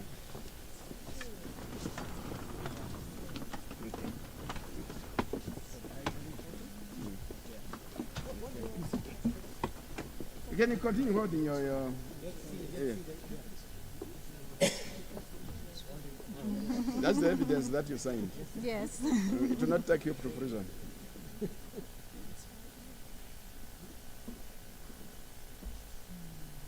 Okay. Are we smiling? Are we smiling? Yes. All right. Then we go to the group phone.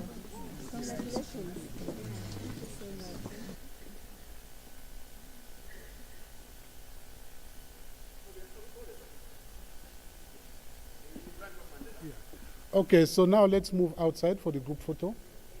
Once again, let's, after the lunch, we resume at 3:30 for the next session.